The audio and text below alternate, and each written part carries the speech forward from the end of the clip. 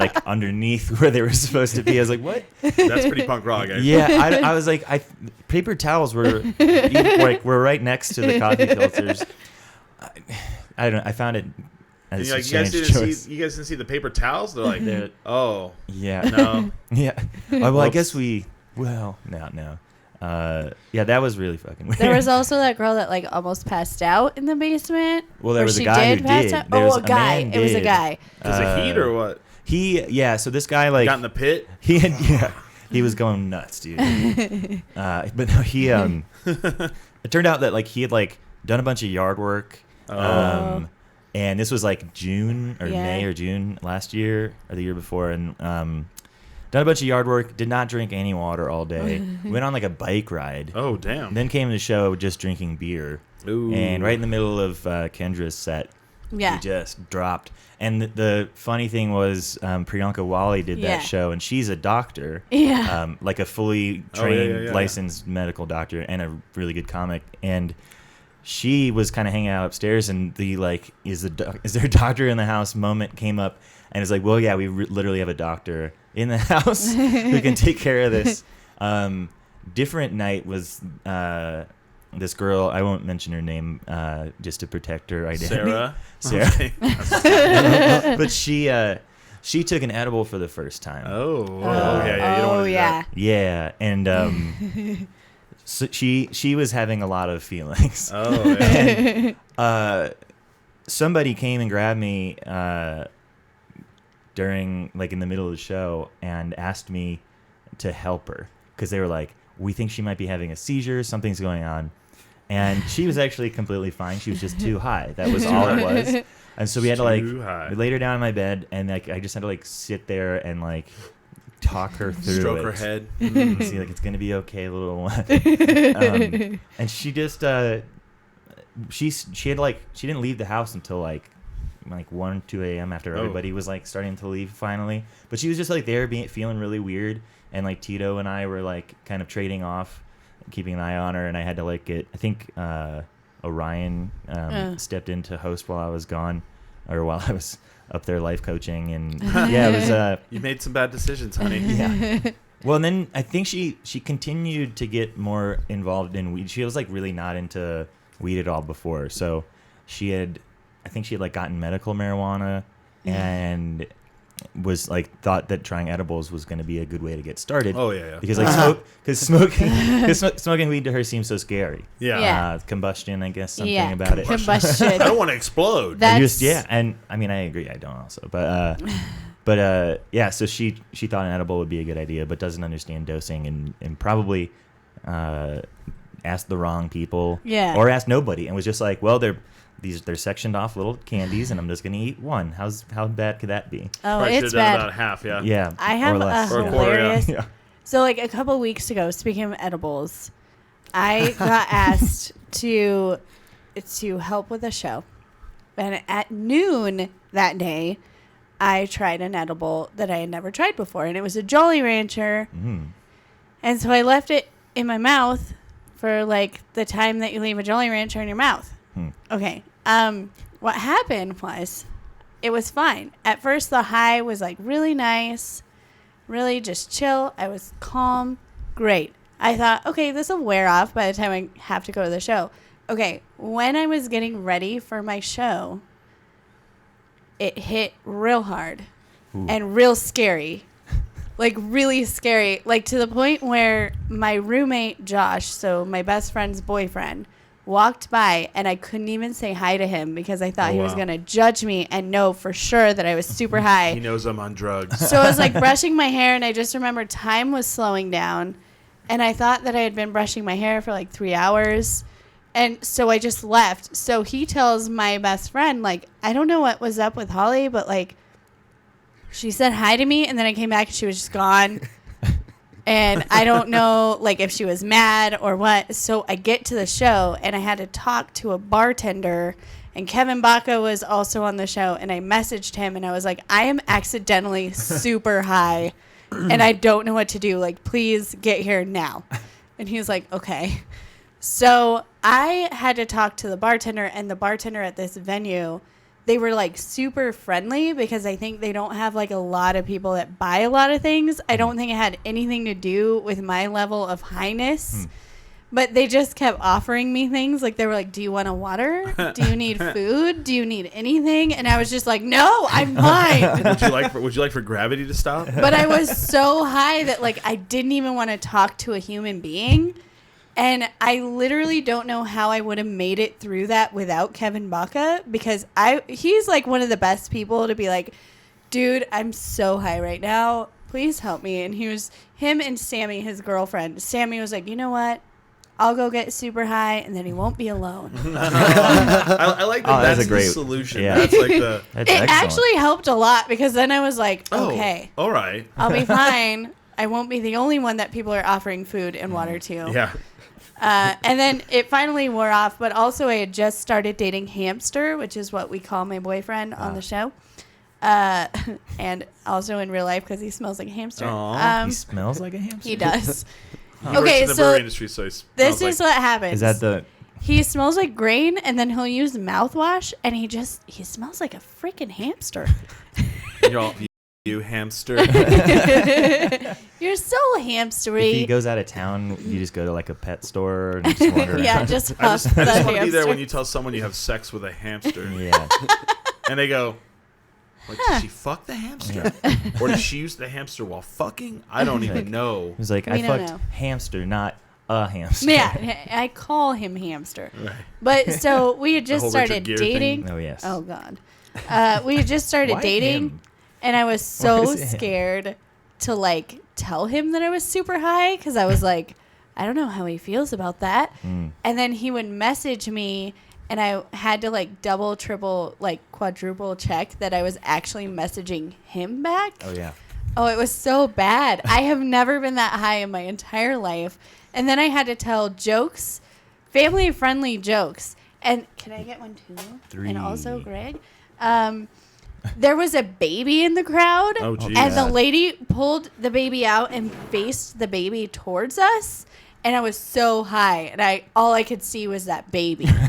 And I was like, oh, God, there's a baby here. And I think I said that like 30 million times. I was just like, there's a baby. I want to put a pin in the baby thing because, there's a baby story I have today. Oh. But go ahead. Keep going.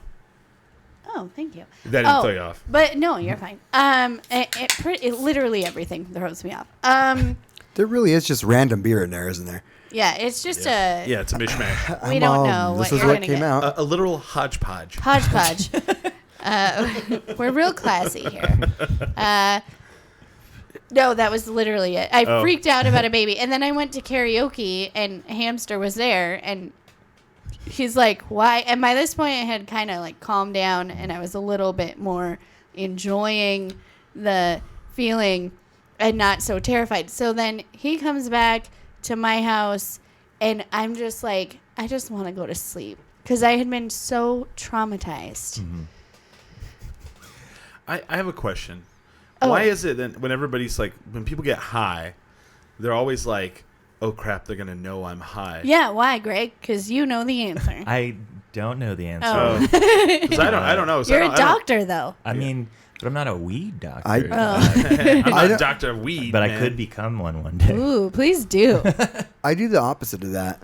Yeah. When I get really high, I walk up to people. I'm like, I am fucking high right now. Yeah. I am so high. Because who gives a fuck? You know? Yeah. Yeah, no one really We live cares. in Albuquerque. I assume half the people I see I think are it's high. because I was raised Catholic, so we're just guilty for everything. I walk I have the around same like, problem. Right? Yeah, I don't like even if I like drink a couple of beers before like I saw my parents, they'd be like, so what have you been up to today? I was like, I don't know, reading. I've been reading at home. I read the Bible. What to say? Yeah. Real hard. Oh, see, mine are the opposite. My parents, they'd be like, what have you been doing? Drinking all day? And they'd be like, oh, okay, you want some more? I'm like, okay, yeah. You're sick. I mean, my dad is like that, but my mom is not. I think anybody who's seen my comedy knows that my parents are real weird. But, I mean, or anybody who's Actually, met me. You're the weird one. They're the normal. Because the weird would be like your parents are like, let's drink. And you're like, okay, because that's weird. Yeah. Normal would be like. Well, my mom's normal. My dad's weird. Okay, fair. There we go.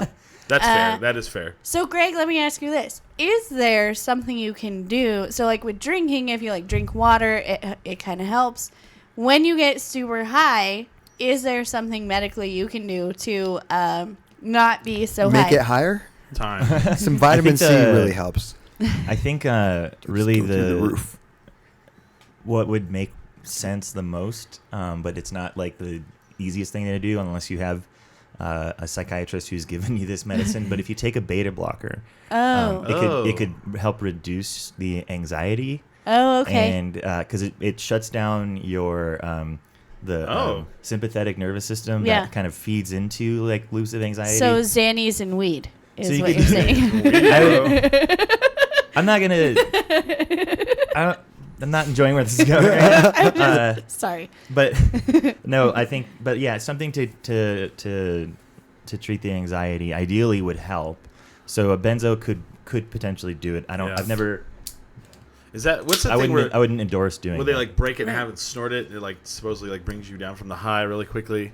I have no idea, but that sounds pretty cool. Yeah, that sounds pretty dope. Fear and Loathing, and I was like, oh, sick. Yeah. No, any example from Fear and Loathing is not what I want in my life. Well, but like, okay, when people come in and they're overdosing on heroin, there's something they give them that immediately like kills their high. Narcan. Yeah. Narcan. Yeah, it's a competitive. That's what it is. And it kills their high immediately. Yeah. So you if don't really you feel, have, I don't think there's a similar thing for marijuana. So Narcan won't help you with marijuana if you're freaking and plus, out. like marijuana has something like 90 active ingredients at a minimum, right? And so you have a lot of targets, whereas like heroin it's just heroin. There's nothing, just that one, and it stops it like there's that. like some impurities, but like the thing that's making you high off heroin is just the opiate. Yeah. Right. So like so it's really easy to like cancel it out. Nice. Okay. Yeah. I know what cancels out the weed.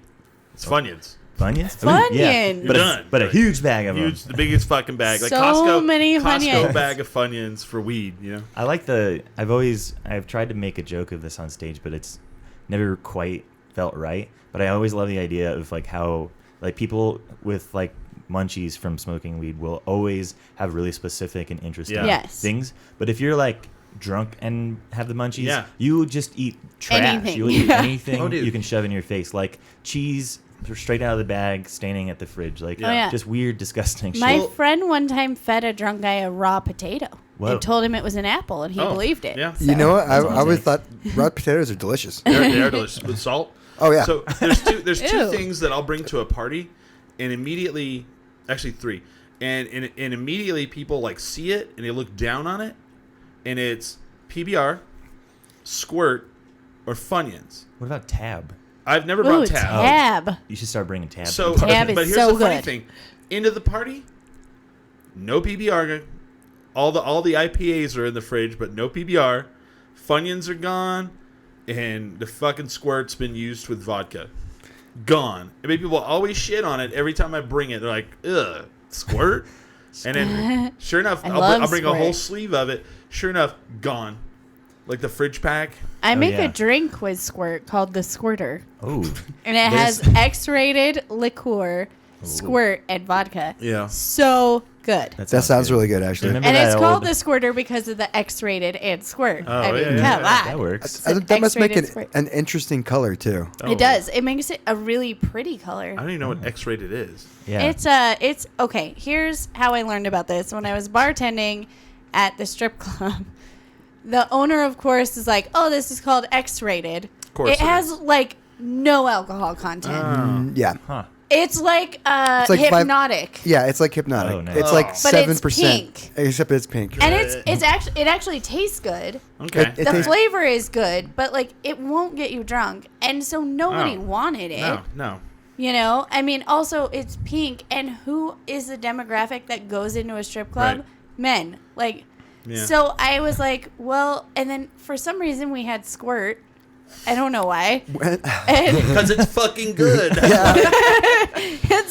I don't know why they don't have it like on the guns at the bar. I know, right? So, especially in Literally a strip squirting club, it. Okay. like, who doesn't want a little squirt at a strip club? So I started making this drink, and it worked out perfectly. I'll make you guys some sometime. So like I've found this thing where like, especially if it's like someone's having like a house, not a house party, but they're having like a barbecue, everybody has this like weird, like, you know, when you get up into your 30s, you get up into your 40s, you are trying to like impress everybody thing. Mm-hmm. And so like I went to this guy's, like this is actually what happened to me. So I go to this party and I bring a 30-pack of PBR. As you do. And I walk in and somebody's like, PBR? And I'm like, yeah. And I walk over, in the top shelf of the fridge is a different 6-pack of an IPA from different breweries or local. Yeah. Okay. It was like a craft brew section, like at a grocery store. And I just see people like walk over to the fridge, and I watch this all night long. And they open the fridge and they scan the top, and then they go, oh, and they grab a PBR. And I had like 3 or 4 out of this 30-pack, and it got wiped the fuck out. Nice. And I said, where's all my PBR? And everybody's like, just drink the other beer. And I was like, I didn't want that. Because it's gross, you know? I don't like IPAs. I feel like you have a totally different demographic of friends than Greg and I have, because none of our friends could afford anything but PBR or Natural Light. This is like a. Here's the thing: it's about impressing. Yeah. Look what I brought. Well, we can't afford to impress. Well, this is when you get to the. Well, he will be able to pretty soon. Yeah, very soon. In like a month, I'll actually start getting paid. I'm gonna come visit you in Austin. Yeah. I already ran it by Ivy. She said it's fine. Okay, good. So. Matt Simons from Broken Trail said, I made a squirt once. I'm sure you did, Matt. Yeah. Speaking of, okay, so I want to get into the. Oh, yeah. Speaking of Broken Trail. Broken Trail. So we're sponsored by Broken Trail again today. Yay. Thank you, Broken Trail. Not only did they give us a keg of big beer for Road to Riches. Broken Trail beer I'm drinking. Well, we drank it last week. Oh, they gave us a whole keg to take with us on our camping trip. Oh, my God. And then comped us 4 tickets to the Blues and Brews today. Yep. Wow. Which is like $120 worth of tickets.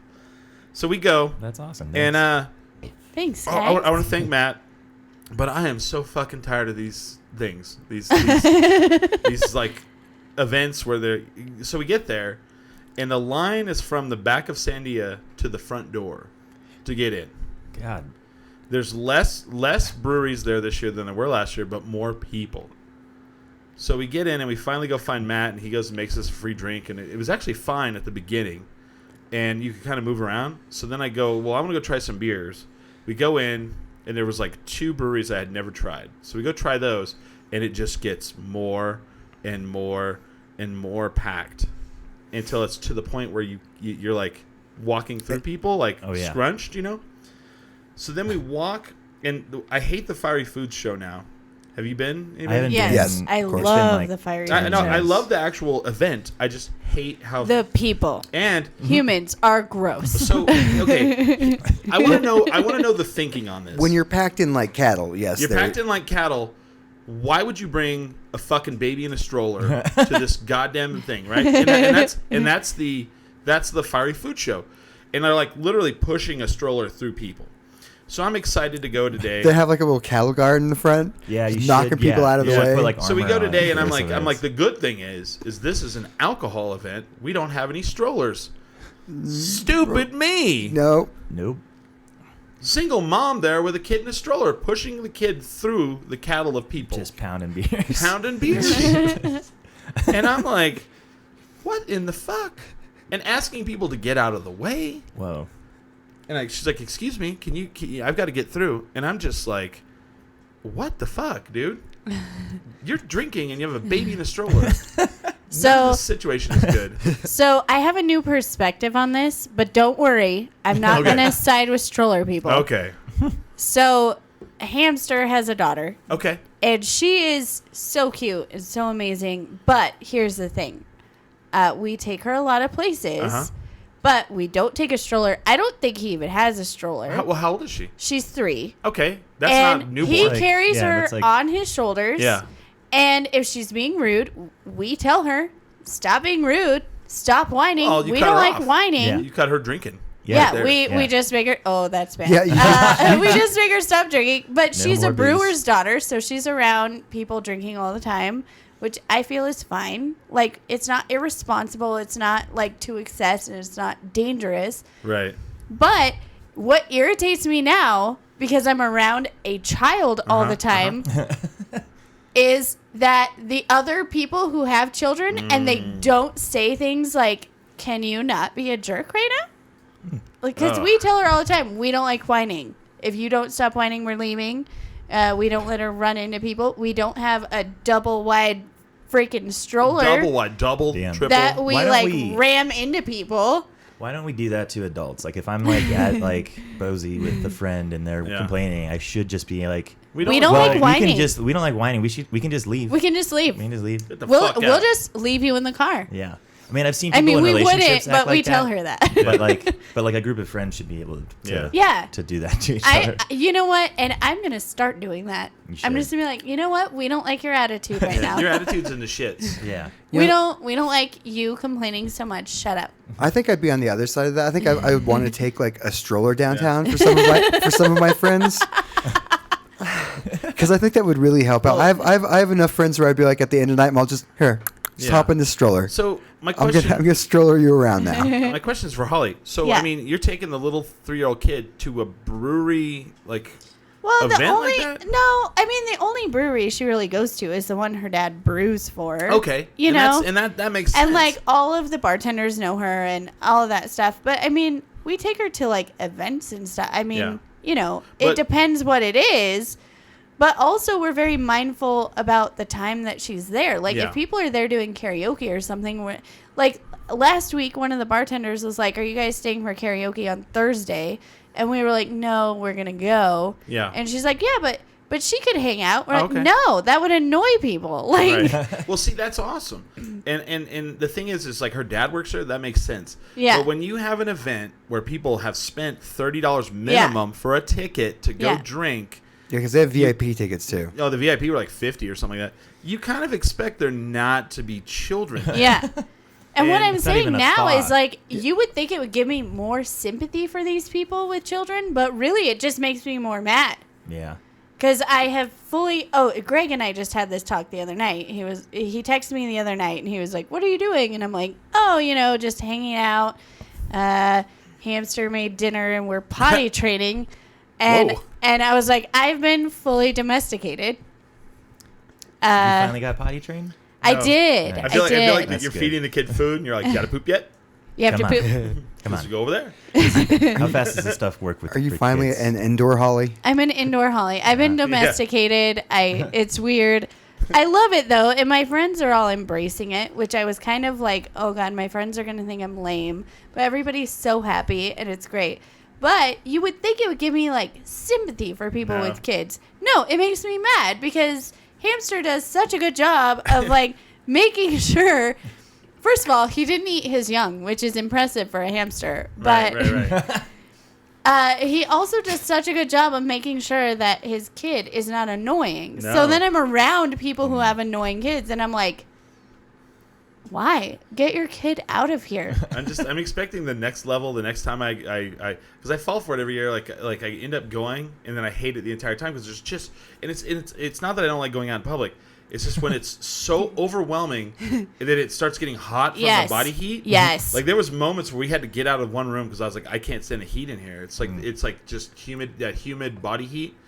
There's a freaking 20-foot line for the bathroom. There was a 20-foot line for the bathroom. Oh God! And Jeez it was insane. At a drinking event. And so the next level is like someone who's gonna have a stroller and they'll have the poodle in it, And I'll be like, oh God, but knowing me, I'll be like, oh, there's a poodle. Blah. I will take a dog in a stroller over a human in a stroller any day because dogs are the best. Greg's dog, Arthur. The person with the dog in a stroller, though. Oh yeah, no. Probably. I don't like them. Not great. I like their dog. I don't like them. You pat the dog on the head and then smack him in the face. Yeah. Just, what are you doing? He's a good boy. He can walk. Good boy. Greg's dog, Arthur. Really, Greg, I have to admit something to you. I'm sadder that Arthur is moving than you. Yeah, it's okay. He is so You're probably cute. not alone on that one. Can you explain why you're leaving? I mean, because we haven't really said that yet. Oh, yeah. You're saying you're leaving. I'm moving to Austin to start my Massachusetts.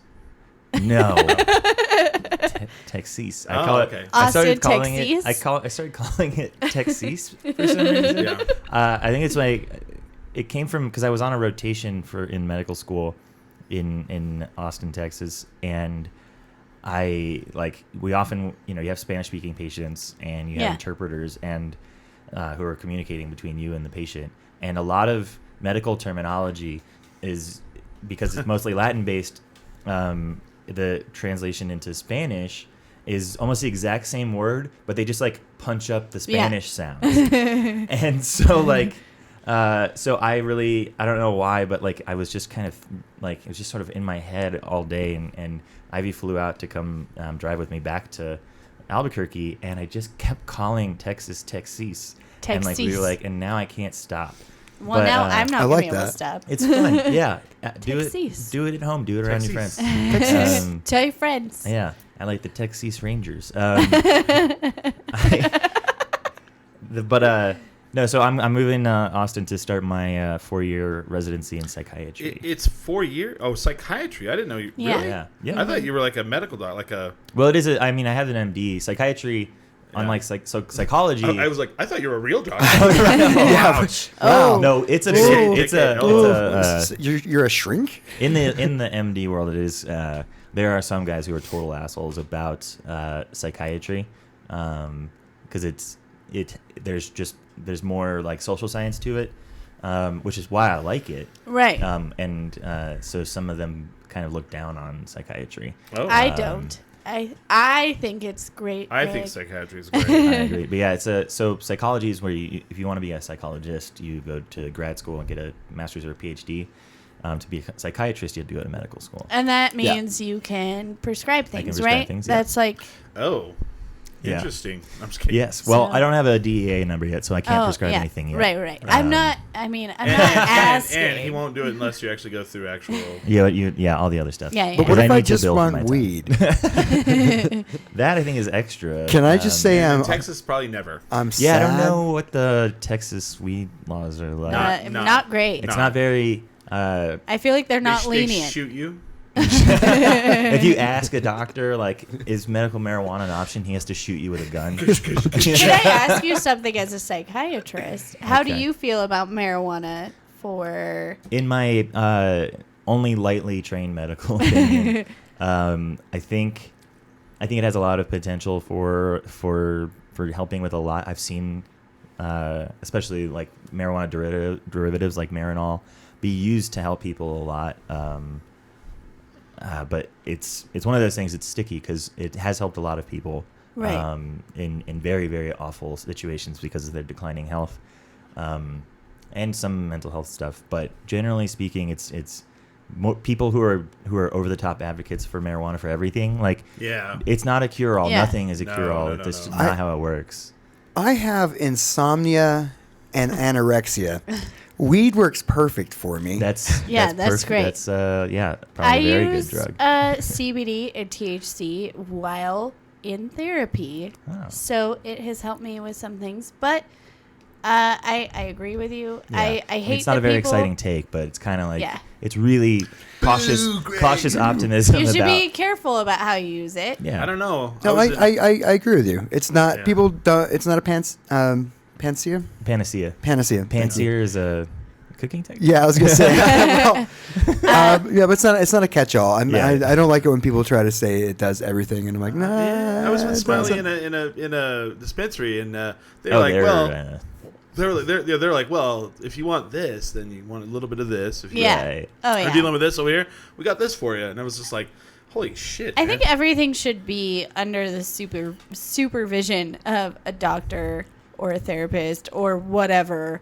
If you're having major issues, not some guy wearing Crocs. I think the thing that bothers me is I'm seeing a trend. So I'll post about like cancer awareness or whatever, and people are so quick to jump on like, you should take turmeric. Oh yeah. And you should do weed because weed kills cancer. No, it does not. No, there's.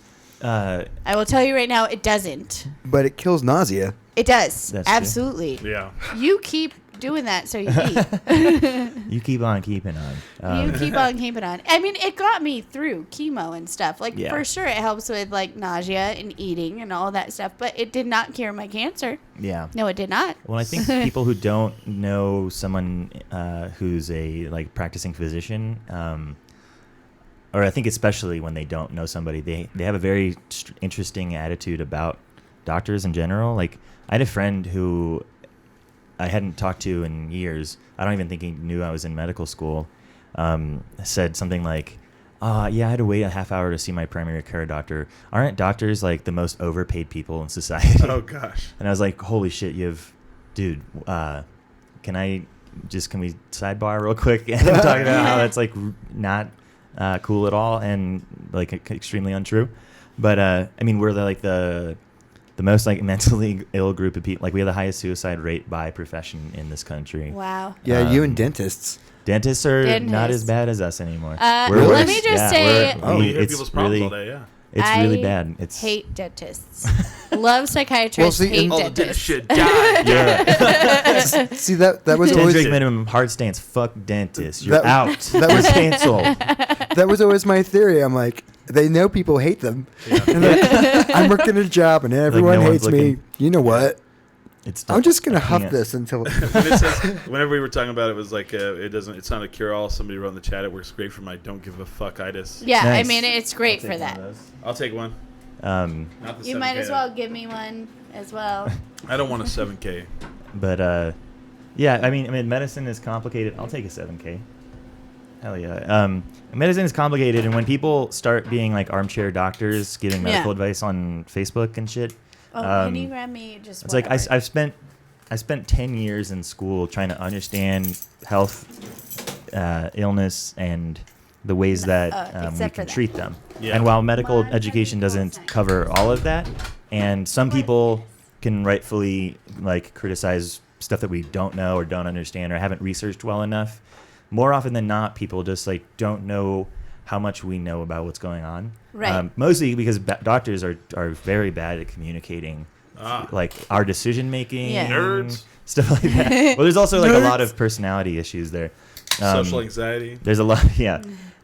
So a huge issue with like doctors in America is a major PR communication issues. Like patients don't hear our reasoning behind what we might do or not do. I remember seeing somebody comment like, "Oh yeah, doctors just throw shit at patients until something does something for them." I was like, well, no, it's actually much more thoughtful than that. But usually, like some doctors are burnt out and they're doing a bad job. Some doctors are just bad at their job, and then other doctors are too busy to share their thought process. And so one of my goals has always been to try to be very transparent with people I talk to, which eats up a lot of time for me. But the patients that I've cared for often respond very well to it, even if I don't do much for them. I had a patient who came in super sick. He came in coughing up blood. We couldn't figure out what was wrong with him, and he was in the hospital for a week, and then we had to just send him home. Wow. And because it was like, well, bleeding. And he felt fine, like. So he just got a lot of like really good care and a lot of bad cafeteria food for a week. And thankfully he had insurance. Also a big problem in this country. I was a $10,000 bill. Mm-hmm. Well, sorry you had to be here for a week. Go away. But so every step of the way though, when I was done like checking in all the patients with my team, I would go back and be like, hey, we kind of had to rush through here. Do you have, like, we can talk more about like what's going on, what we're thinking, what we're testing for, and what it all means. Right. It's good for me too to like reinforce what we actually are planning on doing. And then I think patients, it might for some people be too much information. I think some people are of the mind of like, I don't give a shit. Just like give me the thing that I need to take so I stop pissing blood or whatever. You know? Well, sure, yeah. And like, where other people are like, I'm terrified. I want to know what's going on. Yeah. The moment I start pissing blood, I kind of want to stop that quickly. Yeah, I feel. Yeah, I mean, I feel like I just don't want that to happen anymore. So one of my favorite moments ever with Greg Ziomek, and you guys are going to hear this all show because he's about to move away, and I'm really sad about it.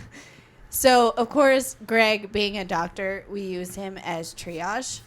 Greg, I don't have insurance. What's this? Yeah, well, because we're comedians and we're poor. Yeah. But so we were doing a show together. I don't even know if you remember this, but we were doing a show together. Why would that be? And I had read like the side effects to my birth control, and I had been having leg pain, like really, really, really bad leg pain. And I was like, oh my God, I have blood clots, because also I'm a hypochondriac. As soon as I heard the definition of hypochondriac, I was like, oh my God, I have that. So we're doing a show together. Oh, God. Here it goes. Please don't. And I go up to Greg and I'm like, oh, my God, I think I have blood clots. Is this the thing? I tell him all my symptoms. He's like, okay, don't freak out. I'll talk to you after the show. Comes up to me after the show. He's like, okay, you need to go to urgent care. He's like, don't forget about it. Not emergency. He's like, don't go to the emergency room. Go in a few days, not a few weeks. It's important. So I go, and then he goes, keep me updated. So I go to UNM urgent care, and of course he is working there. So I go to the urgent care. They send me to emergency room. I'm dying of starvation for some chips. And I text him, I'm like, are you here? You said to keep you updated. I need chips. He brought me chips. Aww. Yeah, he did. And then he comes down. He brings me chips. He's like, where's your boyfriend? My boyfriend at the time was practicing on his unicycle and also couldn't figure out the parking at UNM, which is... was he parking a unicycle? Yeah. No, you can just bring that in with you. Yeah, you can just bring it in with you. Also, UNM has a parking garage. It's not that hard. So Greg helped me through the whole thing, and he made sure that I don't know if he made sure, but he did make sure to tell me I had the best radiologist. Oh, yeah. I can't remember who read it. But She's great. She came into press club. She was like, oh, my God, you're the comedian who thought you had blood clots, and nice. you didn't. Oh, that's I love great. you. But Greg saved my life, guys, because I could have had blood clots and died, but I didn't. I feel like it went something like this. You're like, where are you? Sorry, babe, can't find parking. Not even No, it wasn't even that. He literally texted me. He's like, I'm practicing on my unicycle, and also I don't know where to park. I was like, on your unicycle? And he was like, no, I just don't want to leave the house and look for parking. Oh, Have fun in the Oh. emergency room. I'll see you or not. Yeah. Yeah, I guess if this doesn't go good, what should I do with your stuff? That was my best emergency room visit because they asked me if I had any other problems, and I was like, I have migraines. And they're like, do you have a migraine now? And I was like, kind of, because I've been in the emergency room. So they gave me this drug that if you mix it with Benadryl, it just makes you sleep and helps with migraines. And I was there for a million hours and didn't care. Nice. I was like, you guys are great. Very nice. Why do people complain about the emergency room? Fucking great. This is amazing. That stab guy over there doesn't even look pissed. Yeah. I got chips and you made me sleep. Love it. Fuck yeah. I've always had a great time in the emergency room. Yeah, it's great. It's I mean, entertaining. Yeah, I mean, you go in. Okay, there's one time where I had I had a spiral fracture in my skull. God I didn't damn. like that one. Oh my God. Smiley. And a subdural hematoma. I was bleeding out my nose. It was good times. Oh, it's fun. Except they didn't want to drill into your head. Well, I didn't look in pain enough for them. So I looked too coherent. So that I was they had to stop me from leaving. I'm like, I'm just gonna go home and take a Tylenol. Oh. So Greg, as somebody who's done rotations or whatever, I assume you had to work in the emergency room. Did you hate the emergency room? No, I didn't hate it, but it's not my environment. Yeah. My best moment in the ER was this white thug kid got cut with a knife across the side of his chest, and I was asked, because I was on the trauma team, I was asked to suture him up. And the psychiatrist does that? Well, I'm just a general medical student. Oh. And so I was rotating through trauma. It was at night. It was suturing this kid at midnight. And the whole time he told me this really vague story that I was like, dude, come on, you could just tell me why you got cut with a knife. I'm not a cop. There aren't any cops here or interested in your story. Right. But it would be, I'm sure it'd be a more interesting story than what he told me.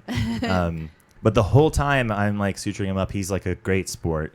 And this was the first time I'd sutured in a trauma setting. Mm-hmm. I had done a surgery rotation before this, so I knew how to handle things in the OR. But the OR is a nice, calm. Well, it's not always calm, but it's a nice, controlled environment. And so I'm suturing him up, and he is just talking with one of the techs about how much they don't like modern rap.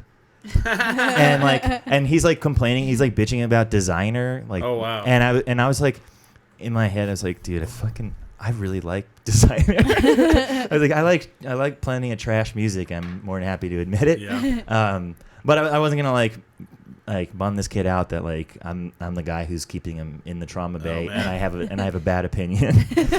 So I was like, you just keep trashing designer and Kanye and all the things I love. You're all fine. Yeah. And I'm like, yeah.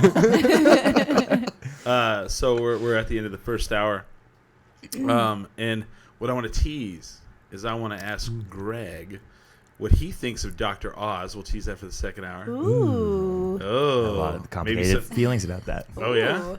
Oh. I bet like you do. this. A lot of doctors do. Oh yeah. And so also there's we could probably hear some gross stories Yes. from tales from the ER. You want to hear some gross? Oh yeah. Yeah, we'll do that I for got the some second of hour. those. And then we'll talk about comedy. We'll talk, whatever. We'll tease that for the second hour. So- Also, I will tell Greg how much the comedy scene loves him. No. We might make Holly cry. I know. Sounds right. I'm totally going to cry. You're going going to tell him about what? how much we love him. Oh, God. Don't do it. Don't do this to me. I can't. It's been a long Here we are. So much. without you, my friend. Greg's going to leave here just like, oh, my God, Holly's crazy. Like, I'm really glad I did this. What was the last thing you did now? Not something good. That's been the thing. So all week he's been like, "This is my last Friday here." Oh, I've This is seen my it. Well, that last-" was a Seen it. joke, man. And I literally was like, "Greg, stop it!" I'm just trying to guilt trip people into coming to my shows, and I was I know. like, okay. That's why I stopped by the stupid. Well, it's not stupid, but like right now, I just am feeling. So I had a show last night, and then Greg was like, "This is my last Friday here," so I was like, "I have to go by the show Yeah. at Red Doors." See, it works. Because I Yeah, miss it. I'm gonna miss him it's so an effect. much. Guilt is a very effective tool to motivate people It to do is. things. It is. So, do you have anything to promote? I mean, other than you're moving to Austin, are you gonna do comedy there? Yeah, Other I'll be than doing that, stand you're up. abandoning us. Yeah. I'll be doing stand up comedy in Austin, Texas. Texas. There's a whole bunch of really great open mics and Oh, I'm showcases sure. and yeah, Music. there's great Austin, music. There's you so much. better appreciate Greg. Go.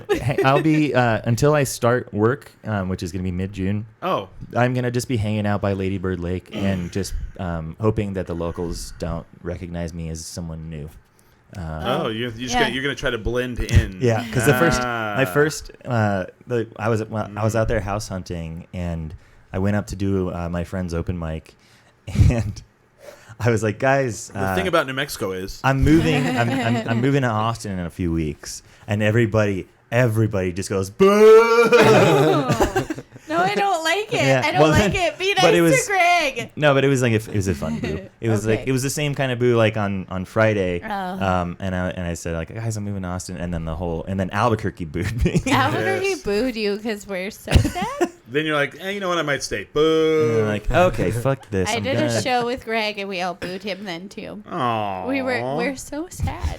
We're so sad, Chris. We're so Oh. sad. This is too emotionally manipulative. I might right not now. be able to make it to the show next week because I'll be And so I'll tell sad. you all about it when I see you again. Stop playing just wanna that hear- song. I just want to hear that. Is Chief Keef's on that one, right? What's that? Is Chief Keef on that song? It's Wiz Khalifa. Oh, Wiz Khalifa. Wiz Why did Khalifa. I think Chief Keef? God, I'm a fucking idiot. I just think it's funny. So Holly, when's your next show? I don't know, but I have Oh. something new to promote. Uh-oh. Yes, you do. Starting next Monday, this girl is doing her own open mic every Monday at Inside Out. And it's my first open mic that I'm running. Oh. I've run many shows in this town. Are you doing that with Royal Wood III? Royal Wood III is possibly co-hosting with me, but he doesn't know if his work Right. schedule. It's Oh, okay. okay. Be It's friends with complicated. Royal, and that'll make sense. But yeah, it'll be me and Royal as usual, because Fun we team. do everything together Very fun because team. we're adorable. Thank you, Greg. That's every Monday at Inside Out, every starting. single Monday at Inside Out. Not tomorrow. Not Memorial Memorial Day. Weird time to But start a show. June 3rd, every Monday after that, Inside Out. It's going to be great. It's going to be so much fun. Comics get $1 off of drinks. That's nice. So come sign up. Is that a normal thing? Yeah, Most kind mics of, try to yeah. do some kind of incentive. Oh, okay. Yeah.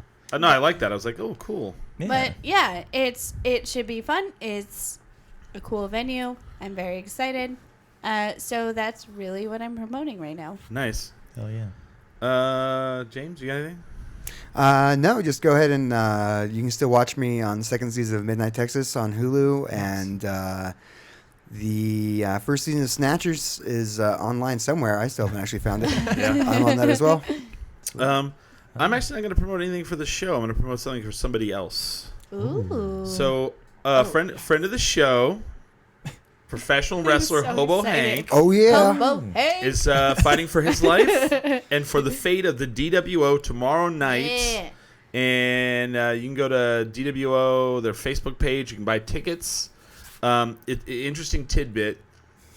I filmed all of the promotional material for this, and it's been the weirdest thing watching. Like, I'm kind of going behind the curtain, but people haven't made it this far in the show. They probably. So we brought the two guys fighting here on a Saturday morning, and they cut promos for each other, and then they did 3 or 4 back and forth, creating a little storyline. Oh, nice. And then Hobo Hank released the first one, and it was basically calling out the evil guy, and he's like, "You find anybody to wrestle me, and I'll wrestle them, and I'll save DWO." So then, of course, it's his best friend, and so then the evil guy's like, "I found somebody, and it's your friend Thunder," and all of a sudden there's a Thunder promo, and and it was all filmed in the same room, and it's just really hilarious, and it made me laugh so much. Awesome. I just really have enjoyed it, and because they've been putting it out. And I'm just I didn't want people to be like, who filmed this? This is trash. You always want to read it, but there's all these comments of people back and forth. They're like, no way, Thunder's been his best friend. It's just been really amazing. So that's tomorrow night. And we will be there. We'll be there. tomorrow. Nice. Tomorrow night. Cheering on Hobo Hank. Where's that? Hell yeah. It's weird. It's not. It's in Bosque Farms. Huh. It is at Reservation Party Rentals, 3511 Highway 47, Bosque Farms. Huh. And the tickets are $15, so That's should not be bad. great. Yeah. And I think I have that in my And- wallet. little secret Good here, Vice will be there filming. Yes. Vice Oh, will be sick. there. We will Yeah. be there. Come Yeah. out. Okay, support now I will I'll be go. there just Yeah. trying to get camera time with Vice. Yeah. Yes. Me too. That would no, I'm not Yo, gonna. Hobo Hank's a punk bitch. I got Yeah. so excited because I thought I would get a little bit more time Nope. with Greg. Nope, not gonna happen. We're gonna make you Not cry. gonna happen. I know. At the second hour, I'm totally gonna cry. It's Well, gonna you be can awful. you can Yeah. come with me to give Robert Eister a microwave after that. Okay. Oh, nice. Actually, that's my Oh, there's boyfriend's house. There's so no comedy perfect. tonight. No, I'm gonna go to Oh, the mic and drop it off. Yeah. oh, So, yeah. Okay. We're all very excited in that household for the For the microwave. microwave. Are you gonna do the open mic tonight at? I just wrote a fun but very very unrefined 5 minutes this week Oh, nice. that I would love to try, but I'm also Moving. really the only thing I want to do is hit the punchline that ends with the phrase "sex dungeon," and I think I already got what I needed just there. So Oh, I dang. think I'm gonna skip the mic and just go hang out with my girlfriend and pack the house. Yeah. Is she going with you? She has to finish. She has to take her nursing school. Oh. She just graduated nursing school. Okay. And she has to find a job and all that stuff. So she's gonna stay in New Mexico while she's dealing with a lot of there's a lot of logistics for nurses Okay. that sounds Oh terrible. Yeah. So she's handling all of that. So she's gonna move with me, and most of her stuff with me into the house. Oh, dang. And then she's gonna come back. She's gonna stay. Yay. We'll hang out for a week in Austin, and then she'll come back to Albuquerque. And Aw. kind of Yeah. she's going to be in a holding pattern until she finds And a job and we stuff. all love Ivy, so we're also going to miss Ivy. I'm Yeah. totally going to cry in the second hour. It's going to be awful. Don't you dare. So stick with us for the second hour. We're gonna take a bathroom break and all that stuff. You can check us out on Facebook.com/10drink. If you go to 10drinkminimum.com, that's where all of our social media is. What is your Instagram? Instagram is Holly Bird Comedy. Nice. Do you have one? Yeah, it's all_tired. Because I'm all tired, dude. I'm all He's tired. all tired. So add Greg on Instagram. Please do. We definitely drink when we go to the Blues and Brews Festival. You should as well. But always remember, never Never get get too drunk to drink. drink minimum.com. drinkminimum.com. You guys are good at that. All the years that I came away strong, there was no use crawling to the step. I was speaking of wishes, more the days they could be better. Don't assume that I'm just way high. The world's apart and I wanted to save a portion for us. What could be better? How do you do that? To a place I'm back to my dream started. One day next to your skin, I'll chase it all, chase it all. Was it you? Your face is red as your hands. How could time to walk at the end and walk with you to the corner of Richmond? Your apartment's nice, but what we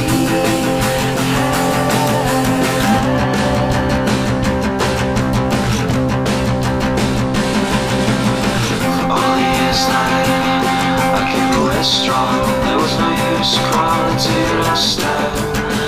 I'm speaking of wishes, what were the days they could be better? Don't assume that I'm just way high. The world's apart and I wanted to save a portion for us. What could be better? How do you do that? To the place I'm back to my dream started. One day next to your skin, I'll chase it all, chase it all. You hear that sound? There's a sound of you taking me back. Your eyes say no, that look is mine. The pattern set for an asshole riding on yours. Come on, just a slice of what we had.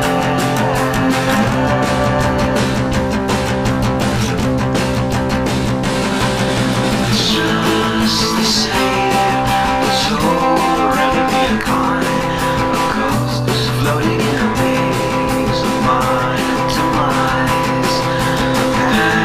That's a set for a certain kind of time machine to take me to the dawn of when we met.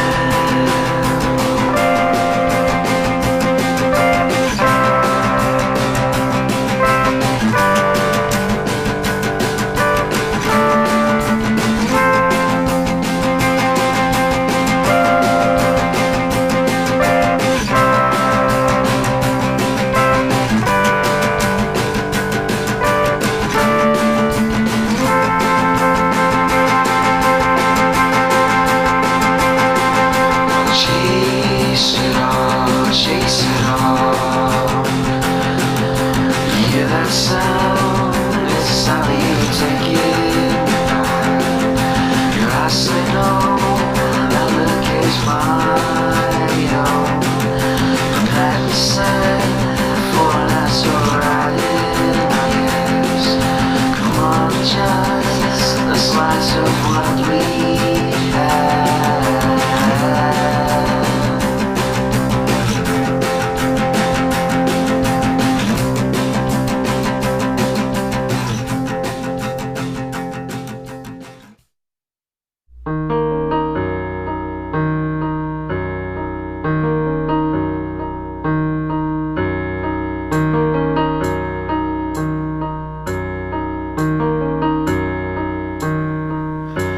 But all accounts your hand-built towers and liar. Not here was stay on appearance of souls by your subjects. Steal your thought, don't you come this way. What's the use of fire if you can't burn a sea for all to climb? My fate was not the same as everyone is slave.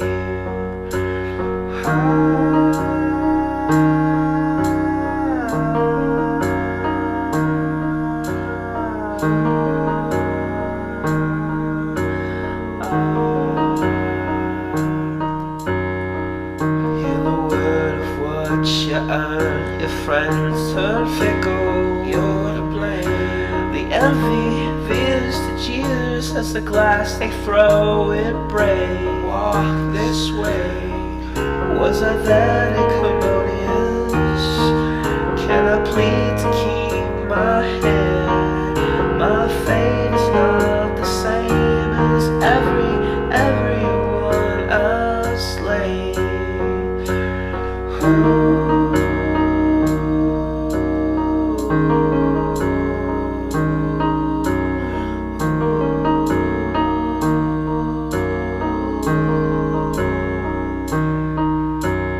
All accounts, you cursed the sky, the crowd, the ground. Didn't say your prayers. You were the king who walked on shards of jars that held your people's fate.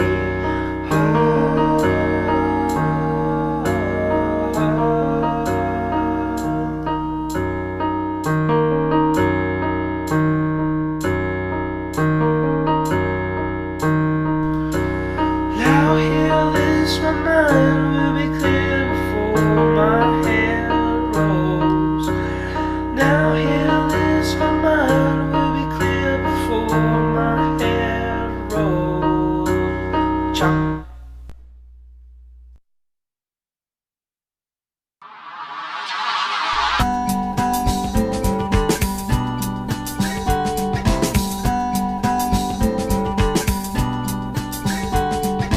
Boys feel right at home. Throw some coffee on the stove. Wash your hands and face, boy, you can't say grace with a mouth full of skull. Lord, he knows I'm cheating. Everybody gets down, sweet potato, everything around the corner. To see that feel like a steal, things won't kill the soul.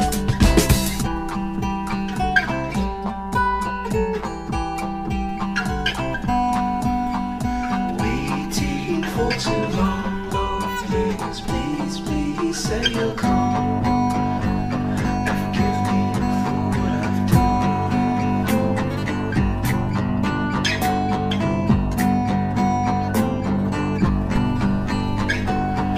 The bottle can't clean at noon. Throw some water on the wound. Wash your hands and face, boy, you can't say grace with your mind full of gloom. The Lord, he knows I'm cheating. Everybody is down with my finger on the trigger. I'll come around to see that sin like a demon. Spring won't kill my soul.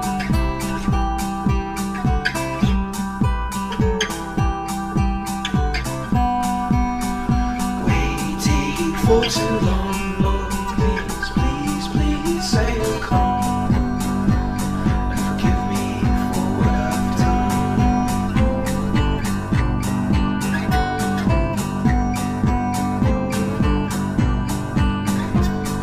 Across these fields, the home, these ships grow old, old. High top, these hills now for so long. Lord, he knows I'm cheating. I see what happens when the body of the woman I've come around. See that taking all my rage, not kill my steal my soul.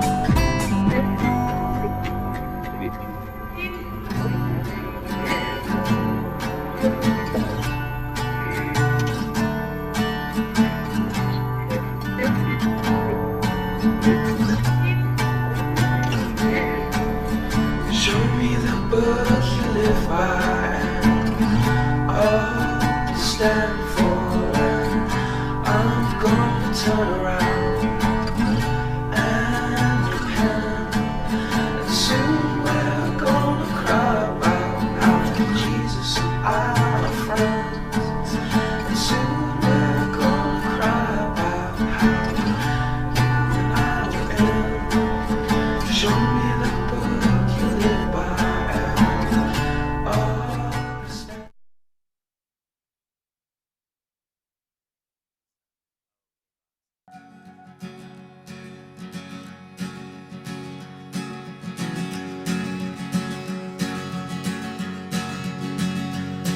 I sold my soul to the bottle.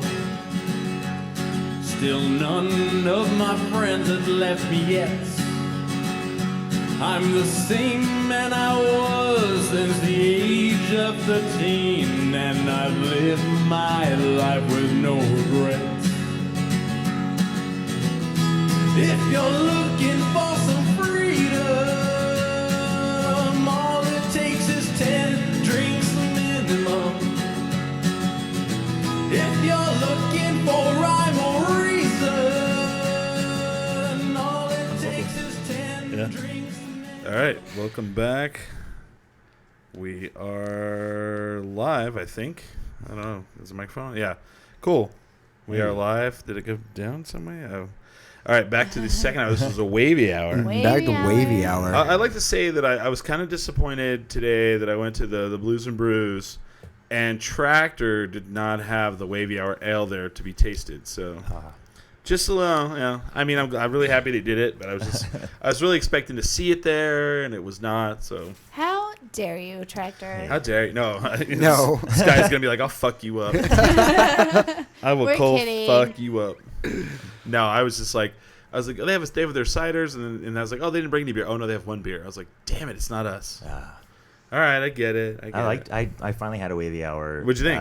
When I did the last comedy Oh, contest. yeah. That was great. It's like exactly what I need, especially like when I'm doing a comedy show. Yeah. Like I like to have a beer because Yeah. I'm gonna fidget, and it reduces my fidgeting, and just to have like a thing in my hand, but I don't want to get all tanked before I Yeah, go on no. stage because I've noticed like if I'm at a show and I do have a couple more beers than I should have. I'm like I could possibly be funny, but my instincts are bad. Like Yeah. my comedic instincts are all off. Oh, yeah. Yeah. You And then I can't read get- the room. Yeah, and then I get mad at myself, and I have learned never to turn on the audience, but I'll turn on myself mid set, and it's like This is just that's- shit, yeah. guys. You But I just did- burn the house down. I had one set though where I yelled at my shadow for like 5 minutes, and that actually went really well. But yeah, otherwise it's generally like a very bad move for me. I think my favorite drunken moment on stage was my birthday this year. Shelby, who is probably watching. What's up, dude? Shelby What's up, dude? Shelby decided to turn this birthday week into man. my best birthday week of all time ever. Hell yeah. Which she succeeded. It Shelby was great. rules. Shelby's the best. I mean, I don't know Shelby that well, but always been a pleasure. Oh, she's great.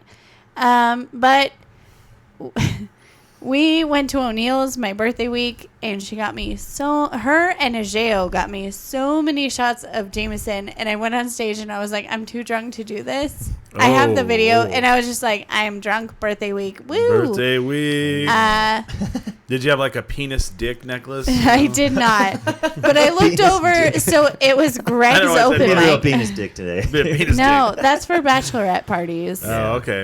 But it was at Greg's open mic that I did this. Yeah.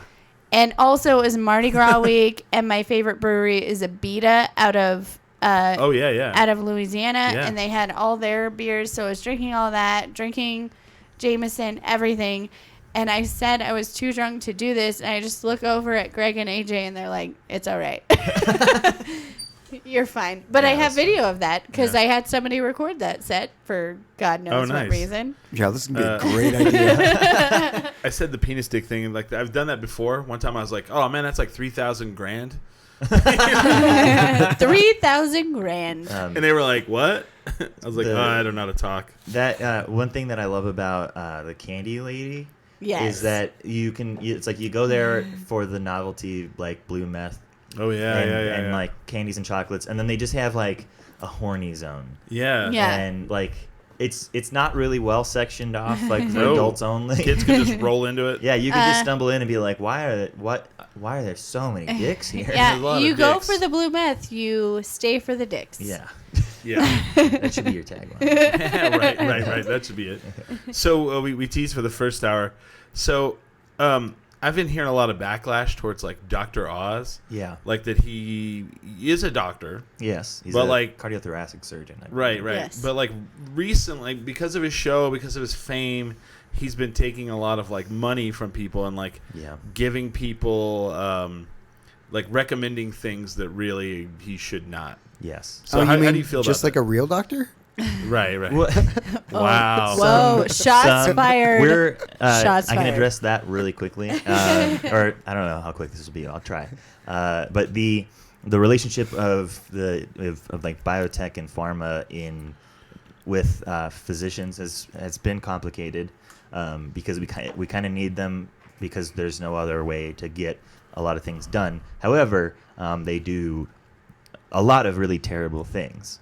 Things like charging way too much for medications and stuff like that. Yeah. Absolutely. Insulin for one. But they also make them. And like every year, like the flu vaccine takes a lot of work to convince a pharmaceutical company to make it because there's like no money in vaccines. Really? Like vaccines are like it's a very like low cost, cheap thing to do. And so pharmaceutical companies kind of hate having to do it. But like creating the vaccine and making it the way they dial it in every year takes like a global effort. And it's far more interesting than we have time to talk about right now. But so the back in the late 90s, early 2000s, this organization called the American Medical Student Association started a campaign called Farm Free because they noticed like we're getting these lectures that are clearly like sponsored by a pharmaceutical company. So instead of being told like the generic medications you should be taking or giving for different problems, you'd be sold on brand names and stuff like that. Yeah. And one way they decided to do to try to address this is to point out all of the conflicts of interest by grading every medical school campus in the country. Huh. And what really got them in the news was that they gave Harvard an F. Really? Because they had so much conflict of interest and so many physicians who were teaching students and making extra money by like hawking pharmaceuticals. And That's awful. But so ever since they started the Farm Free campaign, it has made, Harvard has changed their policies. There's a lot of places that now, or every medical school has responded in some way or another. Okay. And now they're expanding it to like teaching hospitals and other places. So that it's no longer called Farm Free. I think it's called Just Medicine or something. But but that effort was led by primarily medical students and residents who wanted to kind of clean up the mess there. Right. The corruption. But no. So and Dr. Oz has even a few years ago like had to go testify in front of Congress for some of the unproven things he's kind of sold, right? That people have companies will put his name on as he talked about their products on a show, like green coffee bean and stuff like that, that are unproven like diet enhancement drugs that you can buy over the counter. So the thing about Dr. Oz is he gives plenty of good practical advice. Okay. But he also sells a lot of he kind of hawks a lot of really unproven and often like scientifically invalidated health things. And he does it under the guise of, I'm just trying to get all the information out there. Yeah. But with his authority, it kind of makes it... It's like Oprah level. Yeah. He's an Oprah... level size, Like, she made him... She made him. Yeah. And actually, Katya Gotcha used to talk about how much she hates Dr. Oz and blames Oprah for it. Right. Yeah, because Oprah is who created Dr. Oz. Yeah. And Dr. Phil. And Dr. Phil. And Dr. Phil. Yep. And this guy, Deepak Chopra. Oh, yeah. Deepak Chopra. Deepak Chopra, interesting person. He's an endocrinologist who... he's very, very into misunderstanding quantum mechanics and overinterpreting it to a spiritual level. Yeah. And because he's a trained physician from Harvard, when he's having these conversations publicly and writing books about basically things that you would have, like if you had a friend who like you smoked weed with, who like was studying physics, and you guys were like both really into like weird metaphysical stuff. Right. You could get into this conversation about like what quantum mechanics means to us as people and our health and mindfulness and all this stuff. But it's so that's a conversation for stoners, not like physicians to have like authority on TV. And he makes, and the guy makes so much money. So much. Not as much as you think he does. Deepak Chopra? I'm talking about Dr. Oz. Oh, right. Oh, yeah, no. Deepak Chopra makes so much he's loaded. money. He's got like diamond crusted glasses. Yeah. Let's see. Deepak Chopra. Should we play How are they okay? Are Here we they go. okay? How are Here we they go. okay? So we play a game called Are They Okay? Are they okay? So imagine when you were a kid. Like, what was your favorite TV show when you were growing up? as a little kid? Probably Teenage Mutant Ninja Turtles. Teenage Mutant Ninja Turtles, like Yeah. a cartoon? Yeah. Yeah. All right, what live action? Oh. Shit. I don't know. Somebody we could check if Or they who was are your okay. who was your like they were a star when you were a kid and you don't see them anymore? Oh man, this is a weird place for me because I feel like I only watch Yeah, cartoons. Deepak Chopra's worth a shitload. Yeah. Yeah. Yeah. Yeah, he's like maybe. So, needless to say, Deepak Chopra Yeah. is okay. Oh yeah. Oh yeah. But like, okay, how old are you? 34. 34. So what was like the decade you grew up? So the 90s. 90s. Was probably Okay. most of my formative years. All right. Like I'm trying to think who was a big star in the 90s, not around anymore. Yeah. Like let's go to comedy. Maybe Sinbad. Oh, I know. Okay. I actually have. I have a lot of thoughts about Sinbad. Yeah. I think he's because he's still around. Right. He released a stand-up special like 4 or 5 years Okay. ago. I did. And it was so good. Like Sinbad is Okay. extremely funny. And then the other fun fact that I know about Sinbad is a friend that I met in a shuttle to a destination wedding outside of Taos. Okay.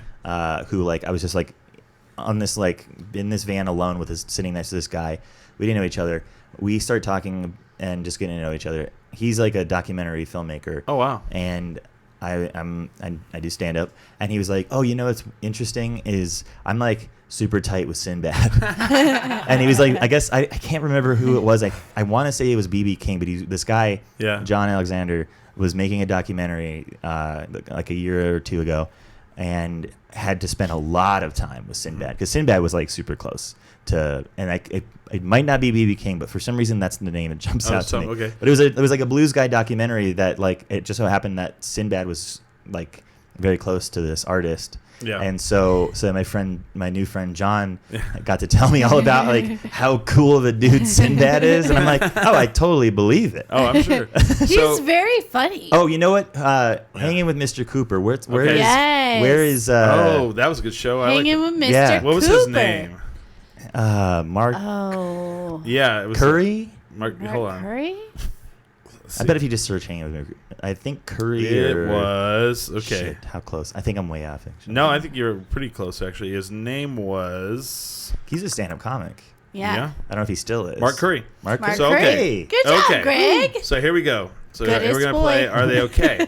So here's how this game works. Like so like basically like that was his limelight. That was his time. Yeah. Yeah. And who knows what he's done since? Does he have enough money to live off of the rest of his life? And it all depends. I mean, because like some people like they live in like Colorado and they they have like $2 million. They're okay. But if you live in Malibu and you have below $2 million, Yeah. You're done. you're probably struggling. I see. So Mark Curry, what do you think? Hanging with Mr. Cooper, Mark Curry. Yeah. What do you think his net worth is? Let's try to guess. Is he okay? Is he okay? I'm gonna say, like, and this is, I don't know if this is mean Yeah. or it's just cynical, but I'm gonna say $200,000. $200,000. Oh, wow. That has happened before. Okay. I was going to go with 700,000. 700,000. I was going to go with $1 million, Okay. and he is not okay. He's not okay. If he's below $2 million, it depends where he lives. But I Yeah. mean, we're gonna assume that that's probably not gonna last in the rest of his life. I'm gonna go $1.8 million. All Wow, nice. Okay. right, Good spectrum. I feel good about it. Maybe he travels around. He does comedy still. Yeah, he could still be a road dog. I don't know. He's fine. But road dogs are not okay. Yeah, there. Oh, okay. That's true. So, all of us are way off. Oh. Ooh. But So he's Okay. doing all right? he's Is he doing okay? Mark Curry is worth $5 million. Oh, okay. Wow. That's That's okay, not bad. dude. Yeah, that's He's all right. doing okay. I wouldn't go. Yeah. Is he like Well- producing or writing or something? What is he doing? Ooh, What is let's see here. he? Is that Appeared on $5 million television shows, Hollywood Martin, money? Jamie Foxx show, Less Than Yeah. Perfect, Oh, writing. Fat Actress, The Secret Life of Oh. American Teenager, The Drew Carey There you Show. go. In Okay. 2012, he joined the cast of Nick at Night's first live-action comedy show, See Dad Run. Oh, yeah. See He's Dad hosted Run. shows as Are you Comedy just saying Central. that, or do you actually No, remember it? I do remember Okay, because I that. was like, I have no idea what that is. It was a lot of dad jokes. It was a Nick at Night show. Yeah, so they had one for Oh. moms, and they had one Ooh. that was See Dad Run. There's some bad. There was was like- some bad. and then There's See some bad Mom. news in this. Oh, Uh-oh. no. In 2006, Curry suffered a burn on over 20% of his body and was in a 3-day medically induced coma. Oh, wow. Yikes. I used to love that show because I'm a Warriors fan. And he would have Chris Mullen and Tim Hardaway on the show. Yeah. And I would always miss those. And I'd be like, shit. I'd be so pissed. You know? That was a good show. What was there was one of the female leads in that show was such a babe. Yeah. Such a babe. Okay, so I don't remember. I got one. Well, I was going to shift to Dr. Oz. Oh, yeah. Okay. What do you think Dr. Oz, don't look. I won't look. I'm not going to guess on this because I know already. Yeah. So he's on daytime television. Yeah. What do you think Dr. Oz is worth? Well, if Mark looking. Curry is worth $5 mil. Right. Let me say Oz is 150 mil. Okay. Oh.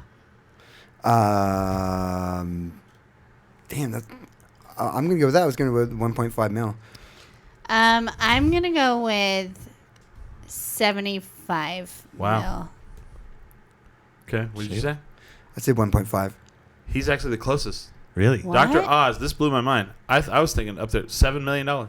Really? That's why I was like, wow. Really? I mean, he's not. I mean, wow. In like if you look at daytime television, what's her face? The judge. Judge Judy. Oh, dude, Jesus Christ! She makes like. That's because Judge Judy she's is like genius. Oprah. Yeah. She She's says Oprah things rich. like, Yeah. "Don't pee on my leg and tell me it's raining." Yeah. Yeah. She's amazing. Do you want to guess? And longevity. Do you want to take a guess what Judge Judy's yearly salary is? Oh God. Oh, shit. Are we gonna do this? Yeah. $7 million. No. Way off. Like high or low? Higher. 50 mil. Lower. 100. Oh. 25. Well, we're making Higher. it easier for Ooh. you. 36. Higher. Damn.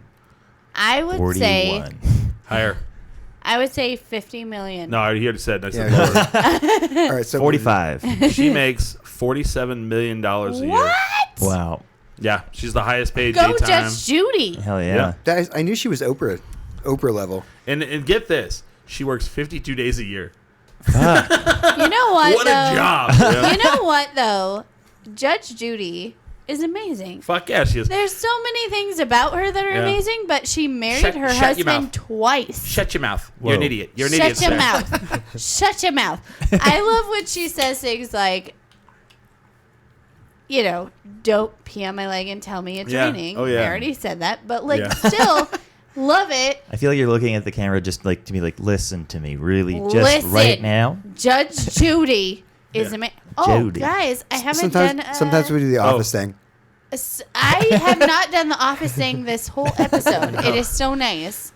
I haven't done a Jim Halpert once. So, Judge Judy thing is like she, like you always think like, oh, it's an act. Like this is like how she's acting as a character. I actually saw a video of her when she was an actual judge because she's not really a judge now. Yeah. But like when she was an actual judge, same fucking way. Yeah. Same fucking way. That's Like, she's just being herself. I just love when she goes, "You're an idiot, sir. Shut up. Oh, that's I love awesome. when she tells people to shut up. Shut your mouth. Shut your mouth. I already told you once. Shut up." What's up with Judge Joe Brown these days? Is he still out Well, I there? don't know. Oh, yeah, that's a good one. Because he was a friend of mine. Almost got on there for A friend of ours did. old case. Yeah. Oh, are you talking about the glitter dick one? Yeah. Yeah. That was. I watched that whole episode. So amazing. I made my All ex girlfriend watch it. All fake. It's so funny though. Yeah. No, they did a good job. I forgot how good. Oh my God. Kendall Fortson is. All right, an let's actor. see how rich you guys. Okay. How rich do you think? What do you think the net worth of Judge Joe Brown is? Oh man. $600 million. I'm gonna say 41 mil. Hold on, let me get back to the right. What? You guys are going way higher than I was thinking. Joe Brown's an institution. Hold on. I'm gonna say like 50 mil.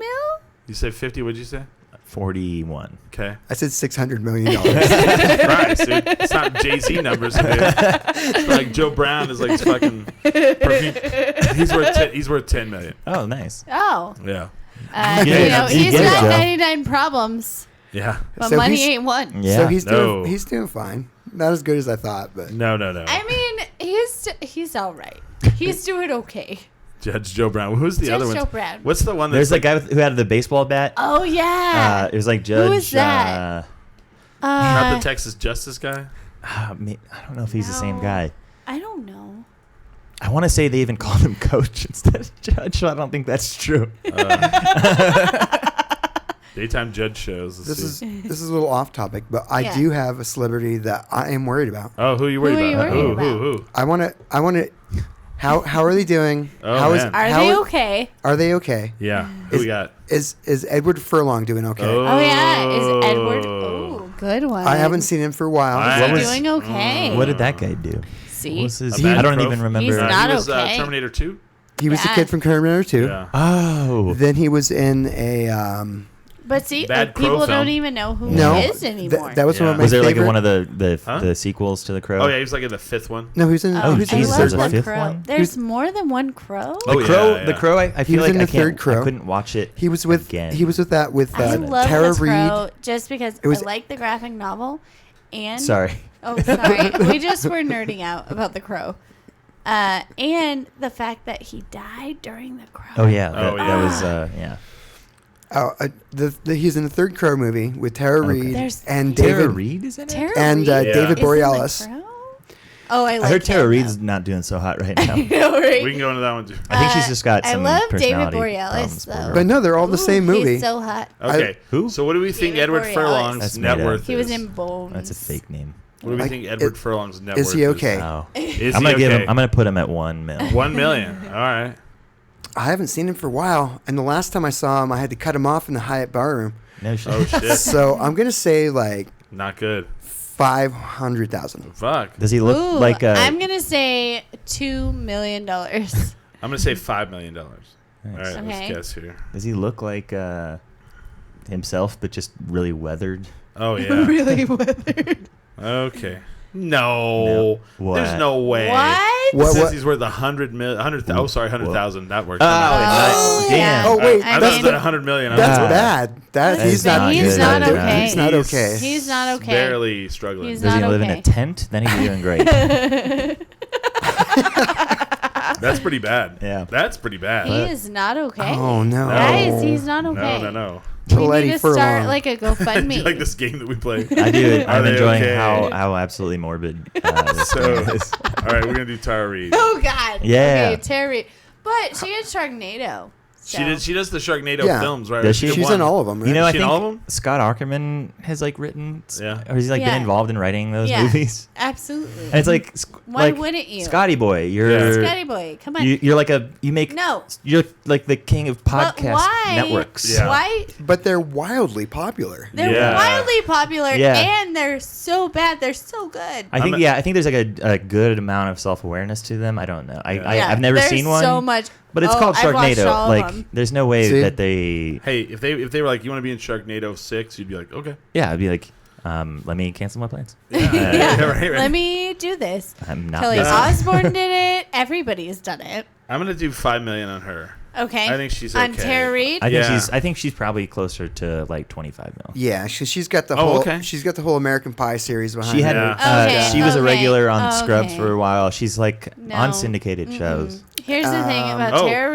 Reid. said Edward Furlong was at Albuquerque Comic Con. He this was. year. No he shit. absolutely He's was. not okay. But like not. He's as not okay. I feel like was he just like present? He's not Like he wasn't doing good. invited. He was just like I'm in Albuquerque. He I'm gonna go to the wasn't con. happy to be there. So, yeah. Okay. Are you cosplaying Edward Furlong? Oh no, you are. And he's like, yeah, I'm Oh. just a guy Ugh. here. Okay, so Tara Reid. Anyone ever I'm say you gonna look just say- like the kid from Terminator? And he's like, I'm gonna have to shoot you with a gun, sir. Okay, I'm gonna say for Tara Reid, she does have the Sharknado thing, but she had that weird thing on TMZ Oh, a couple yeah. of years ago with Wait, what her happened? plastic Her surgery. boob. Oh no. Not just her boob. She Oh. got liposuction and it went bad and like all this stuff. Her whole body is fucked up. I'm gonna say $1 million. Well, All right. I'm really rooting for Tara Reid, but there's a small part of me that thinks that like it was like swept under the rug that she had like some kind of gaffe where she like said the N-word Yeah. Oh. in public. Yeah. So what did you Even say? worse. How much did you say? 25. How much did you say? 4. How much did you say? I said 1. You're the closest without going over, so $2 million. Oh wow. She's only worth $2 million. God damn She, it, Tara she's Reid. done a number. She You're had falling an apart. You're falling addiction apart. problem, and she had the weird Yeah. like plastic surgery thing. She actually did a thing with Dr. Oz. Wasn't like, she on Wild On? for a Yeah. while? But like, if you are going on the Dr. Oz show, Oh, wow. you're not okay. No. You're not okay. It's usually, I feel like if you're on the Dr. Oz show, it's like, I'm absurdly obese and I have not eaten in months. Yeah. Why am I not losing weight? Like they have like weird ass. yeah. They always Yeah. have the weird like. So to be a guest on that show, you have something wrong with Right, you. right. There's something really wrong with And then it. they And Dr. cry. Oz just like rubs his hands together. He's like, Yeah. yes, here And we he go. always puts the gloves on, Yeah, I don't know. like, for no reason. He's Wears a the surgeon, scrubs. He like- wears the scrubs. Yeah, well, because fucking surgeons love that shit. It's true. Yeah. Weird. And like they don't like, and the thing that's weird about Dr. Oz, to almost get back on topic, is he people like treat his advice like he's a primary care doctor, but Oh, yeah. like he's a surgeon. He's a chest surgeon. Like he doesn't Right. he doesn't have time to really think about the rest as in the amount of depth as the types of physicians you would actually want to be doing his job, because he has to worry about doing heart surgery and things like that. Like I Right. don't. You want him to just focus on that. Yeah, so I mean, I'm sure he's a good enough surgeon, but I'm concerned with him. I'm You know, concerned. I've met a couple surgeons. I was actually really good friends with a surgeon, and all I have to say is there's a reason they're a surgeon and not like a regular doctor, Yeah, because both of the ones I met were like, so I go to work and then people let me cut them open, and they're like Oh so my ecstatic God. about it, and you're like, like still. what the hell, That's dude? weird. You're nuts. I have Yeah. a theory about surgeons that they're actually like, okay, you guys have seen Dexter, Yeah, right? yeah. Okay, so they're like Dexter, but they're just, especially like plastic surgeons who do They've reined it in. like a liposuction. Uh-huh. Because like if you've ever seen Liposuction. like, if you ever seen videos of liposuction, it's like they're just stabbing Oh, yeah, somebody it's violent. over and It's over and violent, over. yeah. Yeah. And it's not gentle. No. I think they are like Dexter. They're just like, They I wear want to cut masks so you can't bodies see the open giant- and A lot of- torture them. A lot of surgery has its barbaric moments. Because there are times where getting access to specific parts of the human body can Yeah. often be kind of challenging. Yeah. Wow. Like Oh, the, yeah. the very first surgery where I got to be in a real OR, this was 10 years ago, and it was they were putting in a cochlear implant. So the guy had Oh, yeah. Oh, yeah. hearing loss, and so the way you have to do it is you drill into behind the ear, I guess for the camera, behind the ear, and then you get into the ear canal, and then you put in this probe, and then you attach the probe to the receiver, and then that stays outside. So you see Yeah. people who have those. Right. That's the Yeah. And then so they're the nerve stimulator. You have to like get in there, but the skin right back here, while it doesn't necessarily feel like it, is very like strongly attached to the bone. Oh. And so Oh. Gotta rip it. in order to get the sort of like scalp off, takes it. I saw, because like I'd never seen surgery before. I had no idea what I was in for. Did you throw up? No, but I got nauseated. Like I got lightheaded, and I was a little put off by it. But they had to use these really strange barbaric metal forks and get them kind of like scoop under at the edge of the skin and just really yank on it. And I'm like, what are you doing? That guy, he was so my nice. We God. just talked to He him. was so nice.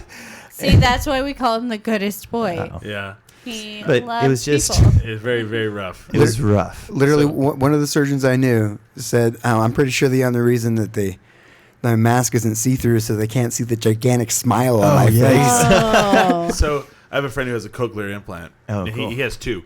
So he had the first one, and it helped out a lot because he was deaf like most of his life. Mm-hmm. So he had the first one, and then he finally got a second one. So I was like, so how much better is this? Is it now that you have the second one? He goes, oh, it's so much better. I can hear so much more. Yeah. And then I was like, oh, well, you should just get them all over your face. Yeah, yeah. Get more of those things, right? Really, like enhance, like get some superpower type hearing. That's awesome. Just have a full cochlear implants all over his face.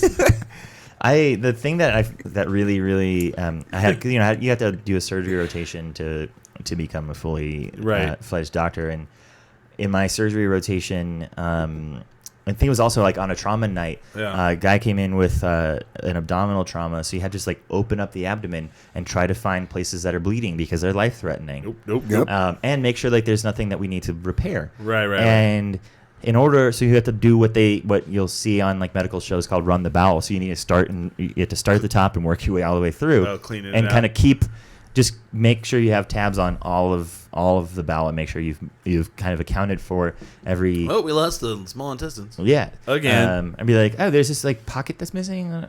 There shouldn't. I thought there's gonna be a dangly guy here. There's no dangly guy in the corner. If I have a surgeon and he's explaining the surgery and he goes dangly guy. Yeah, see, that's why I shouldn't do surgery. We're leaving the hospital at that moment. But like, I gotta cut the dangly guy out. I can't remember the name. So we have this patient is under. We're trying to find any perforations, anything that could be life threatening. Yeah. And I'm as a medical students in an OR are glorified. Placeholders. Yeah. We'll often just like hold things and just sit there and sweat and hold things. That's like most of what we do. A towel on their head. And then occasionally like the lead surgeon will ask us questions and then make us feel very bad if we don't know the answers. But so we're in the OR. We got this guy's whole abdomen wide open, and the guy's liver was in the way of what we were trying to look at.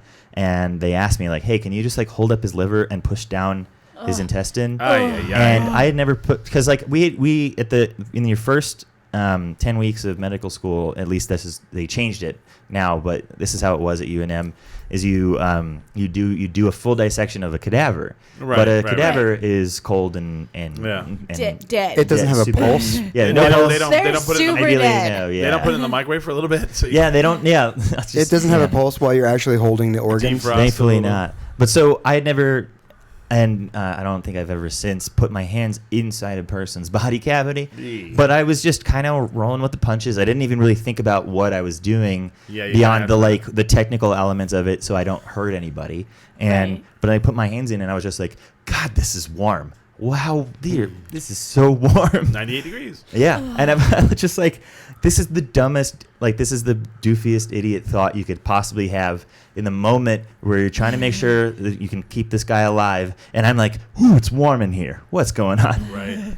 That is interesting. You're all thinking of Star Wars. You're all, this would work. Yeah, no, totally. That was like my second thought was like, I get the whole tauntaun thing. Lucas was right. Lucas was right. Yeah, very strategic move. Good job, Han Solo. So you balance going to medical school with being a comedian. I mean, what was the difficulty there? Oh God, now I'm gonna start crying. Meh. Sleep can be a challenge because a lot of like comedy shows run late. Yeah. So late. And it's bad form, or it's not necessarily bad form, but it's good etiquette to stay until the end of the show.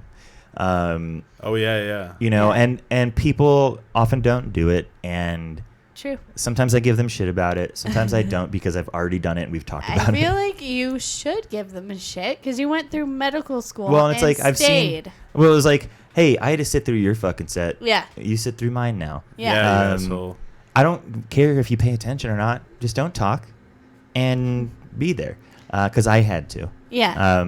I totally get why like some people just have to leave right after their set. Did you base your life on the movie Punchline? Tom Hanks.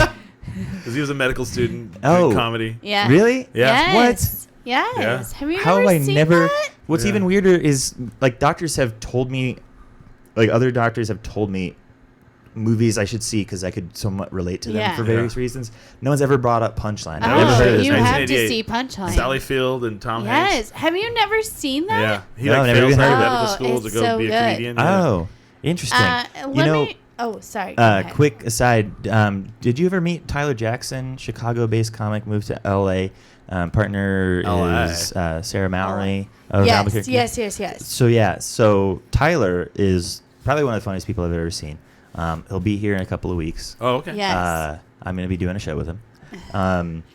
He actually like did a semester of medical school and decided he didn't want to. Yeah. Like this isn't for me. Did you have a moment? And, okay, so I don't want to give anything away, but like we're friends, so I want you to answer this honestly, and I will call you out if you don't. Okay. Have you had a moment where you were doing comedy and you questioned whether you wanted to be a doctor or not? I mean, yeah. Absolutely. There have been times, well, because it was probably always there, but I didn't get diagnosed with depression until I was in medical school. Yeah. It happened to happen right around the time I started doing comedy, but I think the depression was there well before. Oh yeah, absolutely. I don't That's think comedy the only way really, you're a comedian. yeah. But I don't think comedy had anything to do with it, to be honest, because it was mostly when I was like at school, and I was like, all I want to do is lay down and cry and be around nobody. Yeah. You know, bad and a lot of other worse thoughts. But like, Yeah. there were plenty of times where being a doctor was really unappealing. Yeah. And I had a mentor. That's the best way to describe it is, and I would meet with her every couple of months, and there were multiple times where she was like, you don't have to do this. Yeah. Like, you don't have to be a doctor. Yeah. No one's demanding you do it. Yeah. You're like, no, I like the money. Yeah. Right. I was like, well, I'm like $150,000 in debt, and I've got another 100 to go. Yeah. There's no way I can't. That's why you have to make a lot of money. Yeah. No, but things turned around, so I fell back in love with medicine. It was really finding psychiatry. If I didn't come across psychiatry, I would have been completely done with medicine. Because I remember a moment where you were like, I don't know if I want to be a doctor. And, and here's the thing. This is why our comedy scene is so proud of Greg. Like, talking about him going to open mics all the time and him running shows all the time. And he still was able to pull it off. There were plenty of times that he had to lean on us just as we lean on him.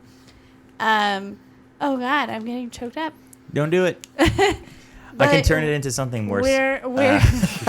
But we, as a comedy scene, are so proud of him because not only has he been a great comedian, not only has he been a great producer, he has been a great friend to all of us. Oh. And to see him go from, I don't know if I want to do medicine anymore, and I just want to be a road dog.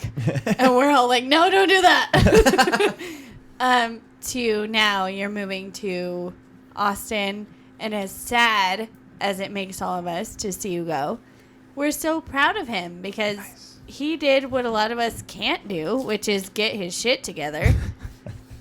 While doing comedy. And while doing comedy, because none of us have our shit together. We're so proud of you. Oh, thank you. And, oh, man. Like, are you going to play a song? No, I was not. I said these are gone. But when you won the lottery. You won the lottery. You got a Montucky cold snack. No. Oh, Cool. They're so good. They're like PBR, but better. I'll let you have the first drink of this. They don't sell these. They don't sell these in New Mexico. Really? Only in These had to Colorado come and from Montana? Colorado. Yeah. Montana. That I've ever seen. Montano.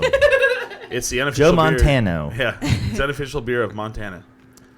Damn, that's a good beer. Montucky cold snack, 12 ounces of refreshment. It's that's better exactly than right. PBR. It is. But There's something to anyway, it. in Is the there middle cocaine of in it? What's going my on? emotional Sorry. moment, they're just sticking stickers on the table. I'm sorry. I was call letting you you go. out all the time. I was letting you go. I was like, But, Greg, we're so proud of you. We all love you. And you've inspired most of us. Oh, good. But aside from that, Greg is the biggest champion of female comedians. I love how you're still sticking stickers. Anyway. it's before I forget. He has been the biggest champion of female comedians, and especially of me. You've been so supportive and such a good friend. No. And you brought Ivy into our lives, and She's pretty great. she's the best. But we're so proud of you. Oh, thanks. And I think that was the thing, is like you talked about him doing open mics and all that stuff through medical school, and that's no small feat. No. That's the shitty thing is every once in a while I'll be talking to a comic who I haven't seen in a while. Yeah. And I'll be like, where have you been? And they're like, oh, I've been busy. And I'm like, No, Have you? No, you Have you haven't. though? But like, but you have to like. It's really one of those. It's an empathy problem, and everybody's busy is different, and and everyone's got thresholds for different experiences, and so. While my immediate reaction that I don't usually say out loud is going to be, nah. You're not busy. You're not nearly as busy as you think you could be. Well, that's just like when I did comedy through cancer. It's like, were you? You were busy. Right. I threw up before I went on stage. Get it together, man. Yeah. But I don't say that. Yeah. You don't want to be. You don't want to. I mean. I don't want to be a dick. I don't want to speak for everybody. I feel like some people like being a dick. And sometimes I do too. But like overall, I want to, especially if it's a comedian I really like, I want to like make them get back into it and be a part of this thing. And the last thing I want to do is shame them. And I mean, comedians are those creatures for the most part where they are self-deprecating. Mm-hmm. Yeah. Depressed, they could be clinically depressed most of the time. Mm-hmm. It is one of those things where people automatically assume, oh, you're a comedian, so you're just happy all the time. Yeah. No, absolutely not. None of us are. Just yucking it up. Greg, how many of us do you think are clinically depressed? In your semi-professional, in my almost professional medical opinion, dude, I don't know. I'm not in a position to say. In your non-professional opinion, it would be funny. But in my snap judgment is we're all fucked. Yeah, we're all fucked. We're all just fucked. But that is that is there's no billing codes for that. So we'll see that. And the worst thing is like for me, like your whole thing is you make observations. Mm-hmm. Like you look at life and you make observations, and the worst thing you can do is like hang out with someone and do that. Because then they're just like, dude, you're really bumming me out, man. Right? Yeah. You're like for example, these new scooters that are downtown. Yeah. Oh yeah, the scooters. Oh, they're there now. Oh, they're down. The scooters are there. My boyfriend is so excited, and he was talking to all the people that work at the brewery, and they're like, "We're gonna go do scoots, blah blah." That's what they're called. No, that's what Red Door calls them. Oh, okay. Scoots. And I was like, I want to go with you. Scoot. Don't do it. Don't do it. I was like, I want to go with you. And Hamster immediately goes, that's a bad idea. Yeah. He was like, you're not riding on mine, and I don't want to be anywhere near you when you're riding on yours. So they're already down there. They're not locked up. Yeah. First of all, this is Albuquerque. They're not locked up anyway. And someone's like, well, if they steal them, they're going to know where they're at because of the GPS. And I was like, oh, really? So you couldn't just like throw it in the back of a truck, drive over to a dumpster, rip all the copper wiring out of it, and then throw it in the dumpster.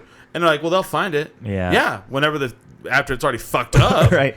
I think the vandalism will probably be a big part of it. Oh, yeah. Well, ripping the copper wiring. I mean, that's expensive shit. If you want to buy some drugs, you just go rip that. I mean, I'm not giving one an idea. I don't really feel like the drug, the addicted population is really listening to this show. But what if they were? What if they were? The other thing, too, is like... I mean, you got Trailer Park Mama now. Right? So this is the city. First of all, they put these in like San Francisco and all that, and they're trying to ban them now. Really? Well, they have in Austin now too. Our city put them there.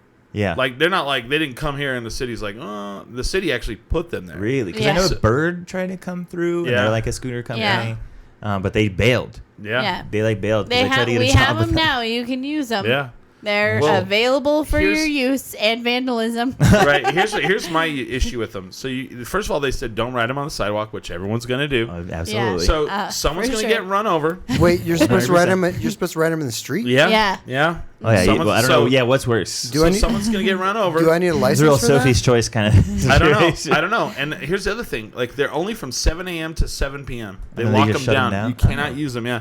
And then. Well, that's not. Okay. Right, that's ridiculous, right? So then the other thing is you're going to have these tourists that come, they'll rent it, and then they're riding a scooter. They'll flip off, smash their face into the curb. Yeah. And then I hate this town. Sue the city. Yeah, and then they're going to hate Albuquerque, like Chris D'Elia. Delia. I think he barely hates it. Delia. But I just, the whole thing, and then to have my boyfriend literally go, no. You are so accident prone. You're going to... No. Okay, here's the thing. There are going to be drunk people who rent these things and then just... Maybe that's what crash. Maybe that's what Yeah. the city's counting on. I know, right? They're gonna get rid of some of these drunk losers. They're just sitting there. They're just sitting there right next to where Yeah. the scooters are all. That guy's wasted. I just literally love that. I was having this conversation last night, and someone really had I was like, when they throw it in the back of a truck and steal it, they're gonna strip it and throw it in the trash. Yeah, And absolutely. and someone goes, "Oh no, they'll find them." I was like, "Oh, you think they will?" Will they? I mean, they will have already made the money to buy meth. Yeah. I mean, who cares? Yeah. I mean, I'm not saying that I don't care about addiction, but like also I don't care about you stealing a scooter and stripping it of all of its things. I'm thinking of how fun it is to be riding on one of those again. Yeah, but and so I saw a thing today. Someone posted, like, went down to try out the electric scooters. All of them are dead. Oh well, you know, Albuquerque. And then they said, and one is already vandalized. Oh, of Damn. course it is. And I went, okay. I mean, I can't just have nice was at things. the brewery bowling challenge Which not sounds fun. challenge bowling tournament. It was all the breweries were bowling, and of course, Hamster had his kid there. I take her to the bathroom, whatever, and I look in the mirror, and that's vandalized. They have this beautiful redone yeah. bathroom, and like mirror vandalized, and I had to hear a woman explain that to her daughter, and all she said was, "Well, honey, we live in Albuquerque." And I was like, Which is terrible. That's so sad. Very sad. Stop it, Albuquerque. We deserve nice things. And I mean, when are these? Okay, I always get, like, when you're in the bathroom, you know, number one, I like to go in the bathroom and I like to have no one talk to me. Yeah. Because that is, when you walk through the door of the Absolutely. bathroom, that is a no talking zone. Yeah. Don't no eye talk to contact. me. Yes. But Yeah. I always wonder, like, someone's, especially when it's a bathroom with multiple stalls and everything, and then you look at the mirror and someone's, like, etched, like, a whole Yeah. sentence in it. I'm Yeah. like, did someone walk in while you were etching this sentence into the mirror? I mean, for sure they did. But, I mean, I had a person, I went into the bathroom at Sister, and I'm waiting in line, and this person was like, "Oh, you're from 10 Drink Minimum. Can I talk to you about my business?" No. And I was Oh. like, "Oh, okay." So I go into the stall, and she ends up in the stall next to me, keeps talking to me while I'm pooping. Oh, good Lord. Like, why would you? No, I am. Also, good on this you for is pooping at Sister. private. You know what? I poop anywhere that's not my I boyfriend's pooped at the house. launch pad. Be nice to her. That's whenever they're like, you know, you're on Even TV tweeted Minimum. about Can it. I talk to you? You're all, what? Yeah. Yeah, that's the thing. There's like It's there's a lot of sounds. so and smells. awkward. Yeah. And I mean, I will poop anywhere that's not Hamster's house. That's where we're Well, you at. can't. You can't. You're not there in the relationship Actually, yet. I Oh, yeah. pooped at his house for the first time this weekend. Then you must have had to Oh. really go. I really had to go. But also, we had a whole talk, and now I feel fine. But, Okay. like, I don't poop very many places. So, No. like, you're now talking to me while I'm pooping. Horrible. Don't like Yeah. it. Do not. Greg, is that a psychological thing? So yeah, well, you've been married. When you were married, you said this earlier. Did you like do that thing where like you're pooping and your wife's like just comes in the bathroom and starts doing like whatever she's do? I don't know. Did you guys get that comfortable? I mean, that's I no. feel like that's too comfortable. Yeah. Yeah, that is a. I feel like there should be bathroom boundaries. Maybe Yeah. it's because we were both raised Catholic, but I feel like Yeah. there always has to be an element of shame. Oh Yeah. yeah, there needs to In be like relationships. just leave me alone. Leave me alone right now. I'm pooping and it's shameful. Yeah. Like leave me alone. Like I have to have my own no zones. I feel like- it's just. I feel like you say that. no like, zones. I always like that. You're like Catholic, we're shamed, but then there's like the Jewish faith where like they have the sheet with the hole in it, so you can have sex and you don't actually see their Is body. that I thought that was just. Is the that Mormon. a thing? It's multiple different religions. Oh. have I guess that, yeah. That's. We didn't have That's that. fun. It was just a lot of Yeah. if you don't do this, you're going to hell. Yeah, the general like. You have to ask for forgiveness. Yeah. And I think it's kind of on us that this was our interpretation because, like, I feel like my parents are pretty happy, Oh, Are yeah. they? but Okay. they are. I my can say that mom's with not, with but full okay. honesty. Oh, but wow. like I think it was just I think I've always been kind of neurotic and generally like too obsessive with Yeah. details that no one else cares about. Yeah. That like my interpretation of what I learned from being raised Catholic was anything that feels good is bad. Yeah. And if Yeah, you're right. enjoying yourself too much, you're gonna get like here's my good example of this was I was not in school at the time, 0 responsibilities. I was just I was living in Tucson and I was visiting Albuquerque, and so two of my best friends were just playing mini golf at Hinkle. We had a whole day at Hinkle. We were having the best time. Nice. And I'm outside in like the springtime. It's a beautiful day, and I just look at the mountains and it feels great. And then just this wave of like guilt. You gotta stop. Get out of so here. glad Go you home. said that. Yeah, because Like, why? it's I don't true. know. If you feel good, I have hiccups so bad right now.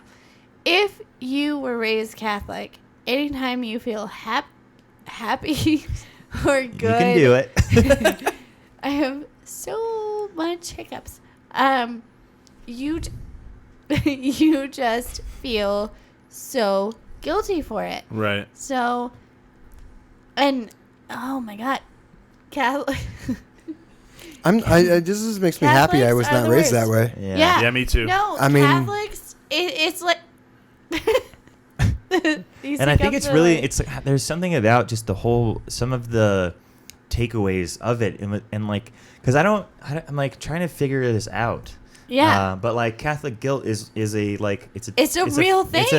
It's a phrase. It's Yeah. a term. It is a Like, phrase, everyone, yeah. everyone knows Catholic Oh, yeah. guilt. Yeah. And I can't Jewish really guilt is up there, specifically too. tell you Jewish But guilt is just another that thing that you were saying, like you just looked out and you were happy, and then all of a sudden it's like I am the same way. Like I am in the happiest relationship of my entire life. Okay, and sorry, hiccups.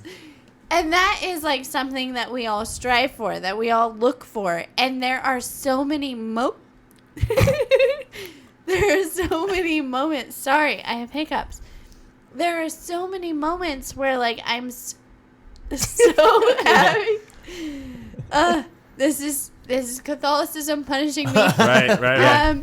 But there are so many moments where I'm so happy with him, and when those moments like hit me like a wave, because that's how like love works, is that it'll hit you in a wave. Yeah, it's got bumps. And then you're just looking at this person that you care about so much, and you're taking it all in. And then all of a sudden, I will be hit with Just rippling this guilt.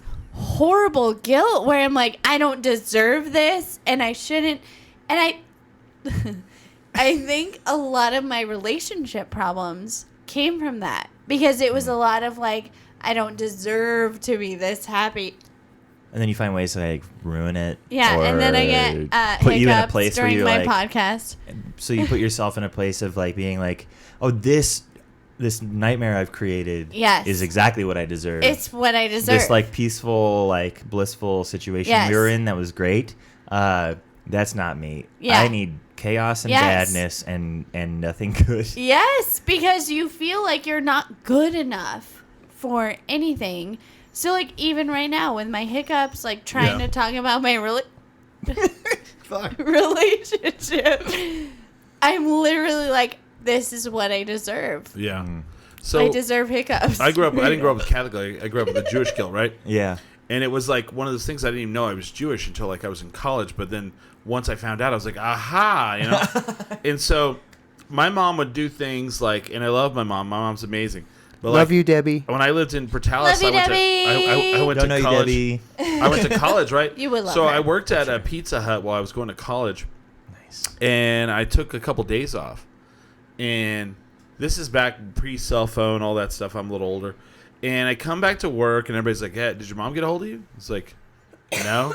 Well, she called here, and it was a little weird. And I'm like, weird how? And they're like, well, she told us that her and your dad died. And there was a funeral, and it was Lord. really nice. And you missed it. Because I hadn't called him in a while. Oh Lord. Oh, that is That's some hanging Oh, guilt God. right there. that is heavy. These What are you hiccups- doing, That really Debbie? that stepped it up. What are you doing? Yeah. Oh, yeah.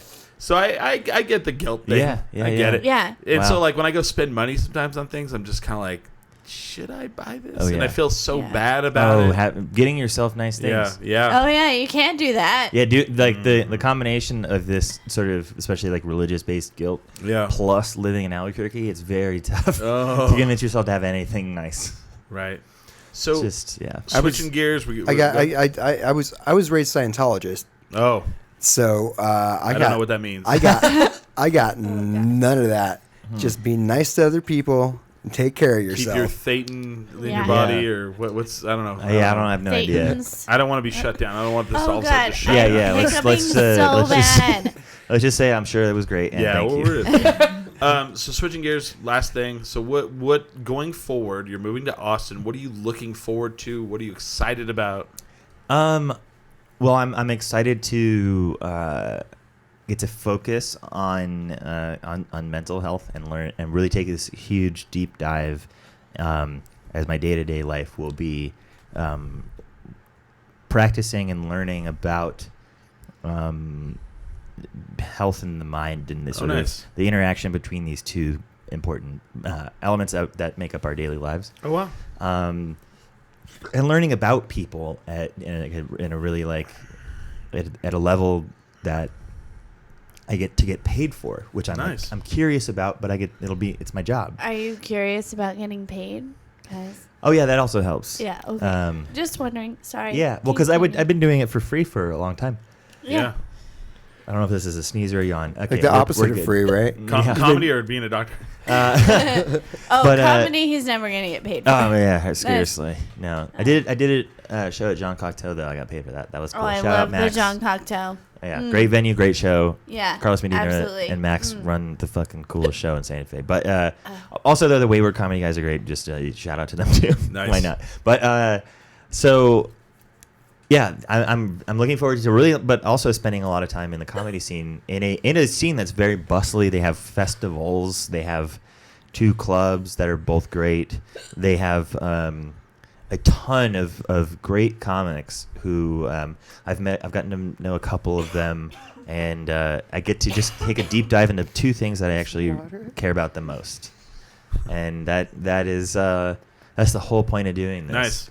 And I'm making sacrifices, leaving a lot of loved ones behind. But at the end of the day, it's my one shot. I feel like I've done a lot. I made a lot of decisions in my life to make other people happy. And this is like my one thing that I'm doing just for me. And are you scared? Dude, super scared. Nice. Because I have no idea. That's life. Yeah. Yeah, no idea. Have you been to Austin? Yeah, I spent a month there on a rotation. I've actually never been. I heard it's really amazing. It's a cool city. And I live really close to Lady Bird Lake, which pisses a lot of people off because it's really just a part of the Colorado River that just is more lake-like. It's weird. It's placid and wide. I'm just like worried that like I'm gonna be hanging out at the lake and someone's gonna just recognize me as not being from around here. Oh, you don't sound like you're from around here. Yeah, I'm like I can. Well, I want to thank you for coming on the show, and I think it's thank you for having me. You're going to be missed in the Albuquerque comedy scene, but I mean, I think it's a great thing. I mean, you're moving on and up. Yeah, and I haven't really got to hang out with you too much, but every time I ever have, it's been a pleasure. Yeah. Yeah, thanks, man. And no one has a bad word to say about you, which is interesting because this is weird. Yeah, right. Because that doesn't happen in the in any of the scenes. Right. Yeah. What are the? I imagine there's somebody who's cynical enough to be like, well, what are the skeletons in this man's closet? Oh, right. And I swear to God, there's nothing there. There actually right now I have my graduation cap and gown in there. I'm trying to sell it. So if you need a cap and gown, please hit me up if you're around anywhere between 5'10" and 6 feet tall. Nice. Well. Okay. That's pretty awesome. So, is it my turn to... Yeah. You're going to play a song, aren't you? Yes. You could see in his eyes. I'm excited. I can tell. Greg. We've been through a lot as friends. Yeah, sure. So many things. Tons of things. We went through divorce at the same time. Yeah. Kind of. More or less.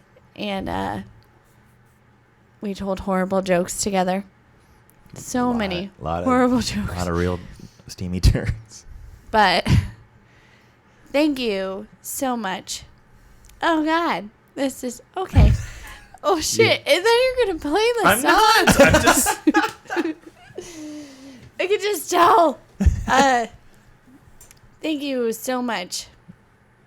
Because, oh, this is so hard. Sleepy hour is hard when you're sad. Greg was the biggest advocate for women in this scene, and he knows that. It's not a surprise that I'm saying this. I have often been the only girl, and Greg has always cheered me on. But I am so happy for you. I'm so proud of you. Thank you. And I don't want you to go, but you're going to go. And Chris is going to play a stupid song, and then I'm going to cry so hard. No, but really, honestly, we're going to stay in touch because we're friends. But thank you for what you did for Albuquerque comedy, because without you, a lot of us would have given up. Damn. And that's real. That's really, really real. You had your basement show, and you had the open mic, and you had all the things, and you showed us what we could do. And if it wasn't for you and AJ also, mostly you, AJ's gonna be mad, but it'll be fine. If it wasn't for you, I think a lot of us would have given up. Damn. So thank you so much for supporting us and for giving us the hope to keep going.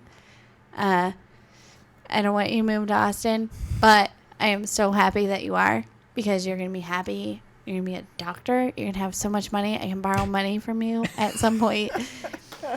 Yes, he's gonna have like $200,000 he's gonna have in medical so- Yeah, a lot of student debt. debt. Okay, but like years from now, I'm still going to be poor, and I'm going to need money. No, but really, thank you for not only being our beacon, but also for being such a great friend. No, Because I love you so much. It's been a pleasure being a part of this scene. This scene is better for having you in it. Oh, so wow. thank you. Dang. Thanks, man. Someone said live Jeff. Jeff's for life. I don't know what that means. I don't know what that means, but my upstairs neighbor's name is Jeff, and he's a murderer. So It's a I mean, callback we to think- Road to Riches, where this Oh. 4-year-old kid gave us all Jeff, like the first name was something and then Jeff. Huh. So I'm Grandpa Jerry Jeff. Oh, I have no okay. idea.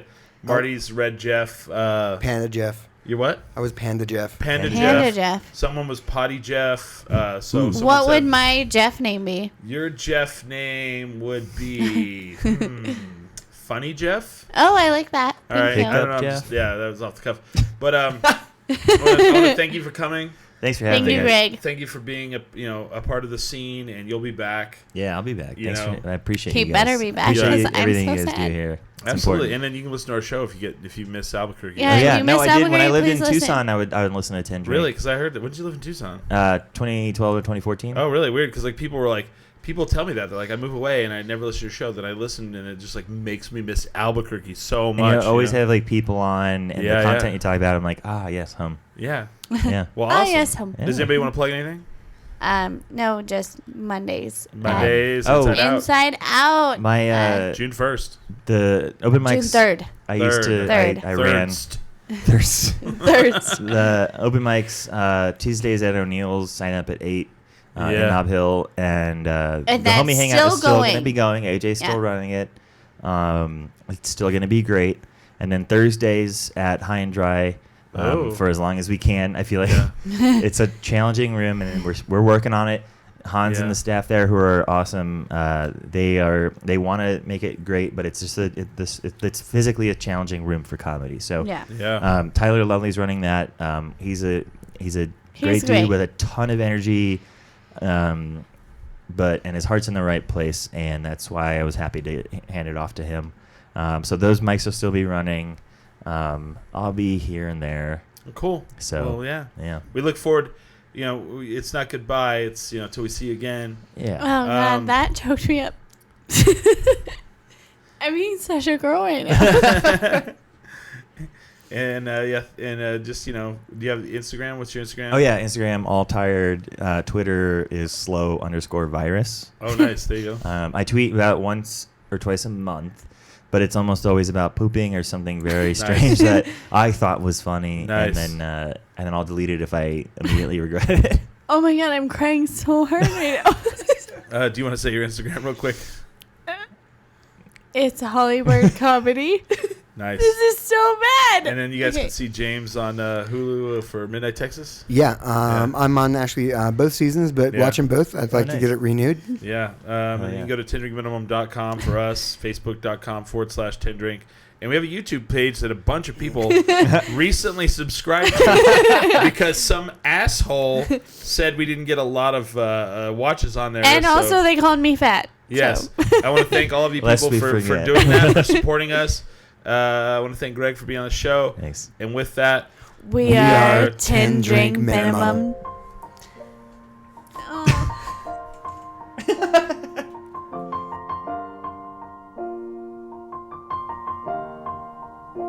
It's been a long day without you, my friend.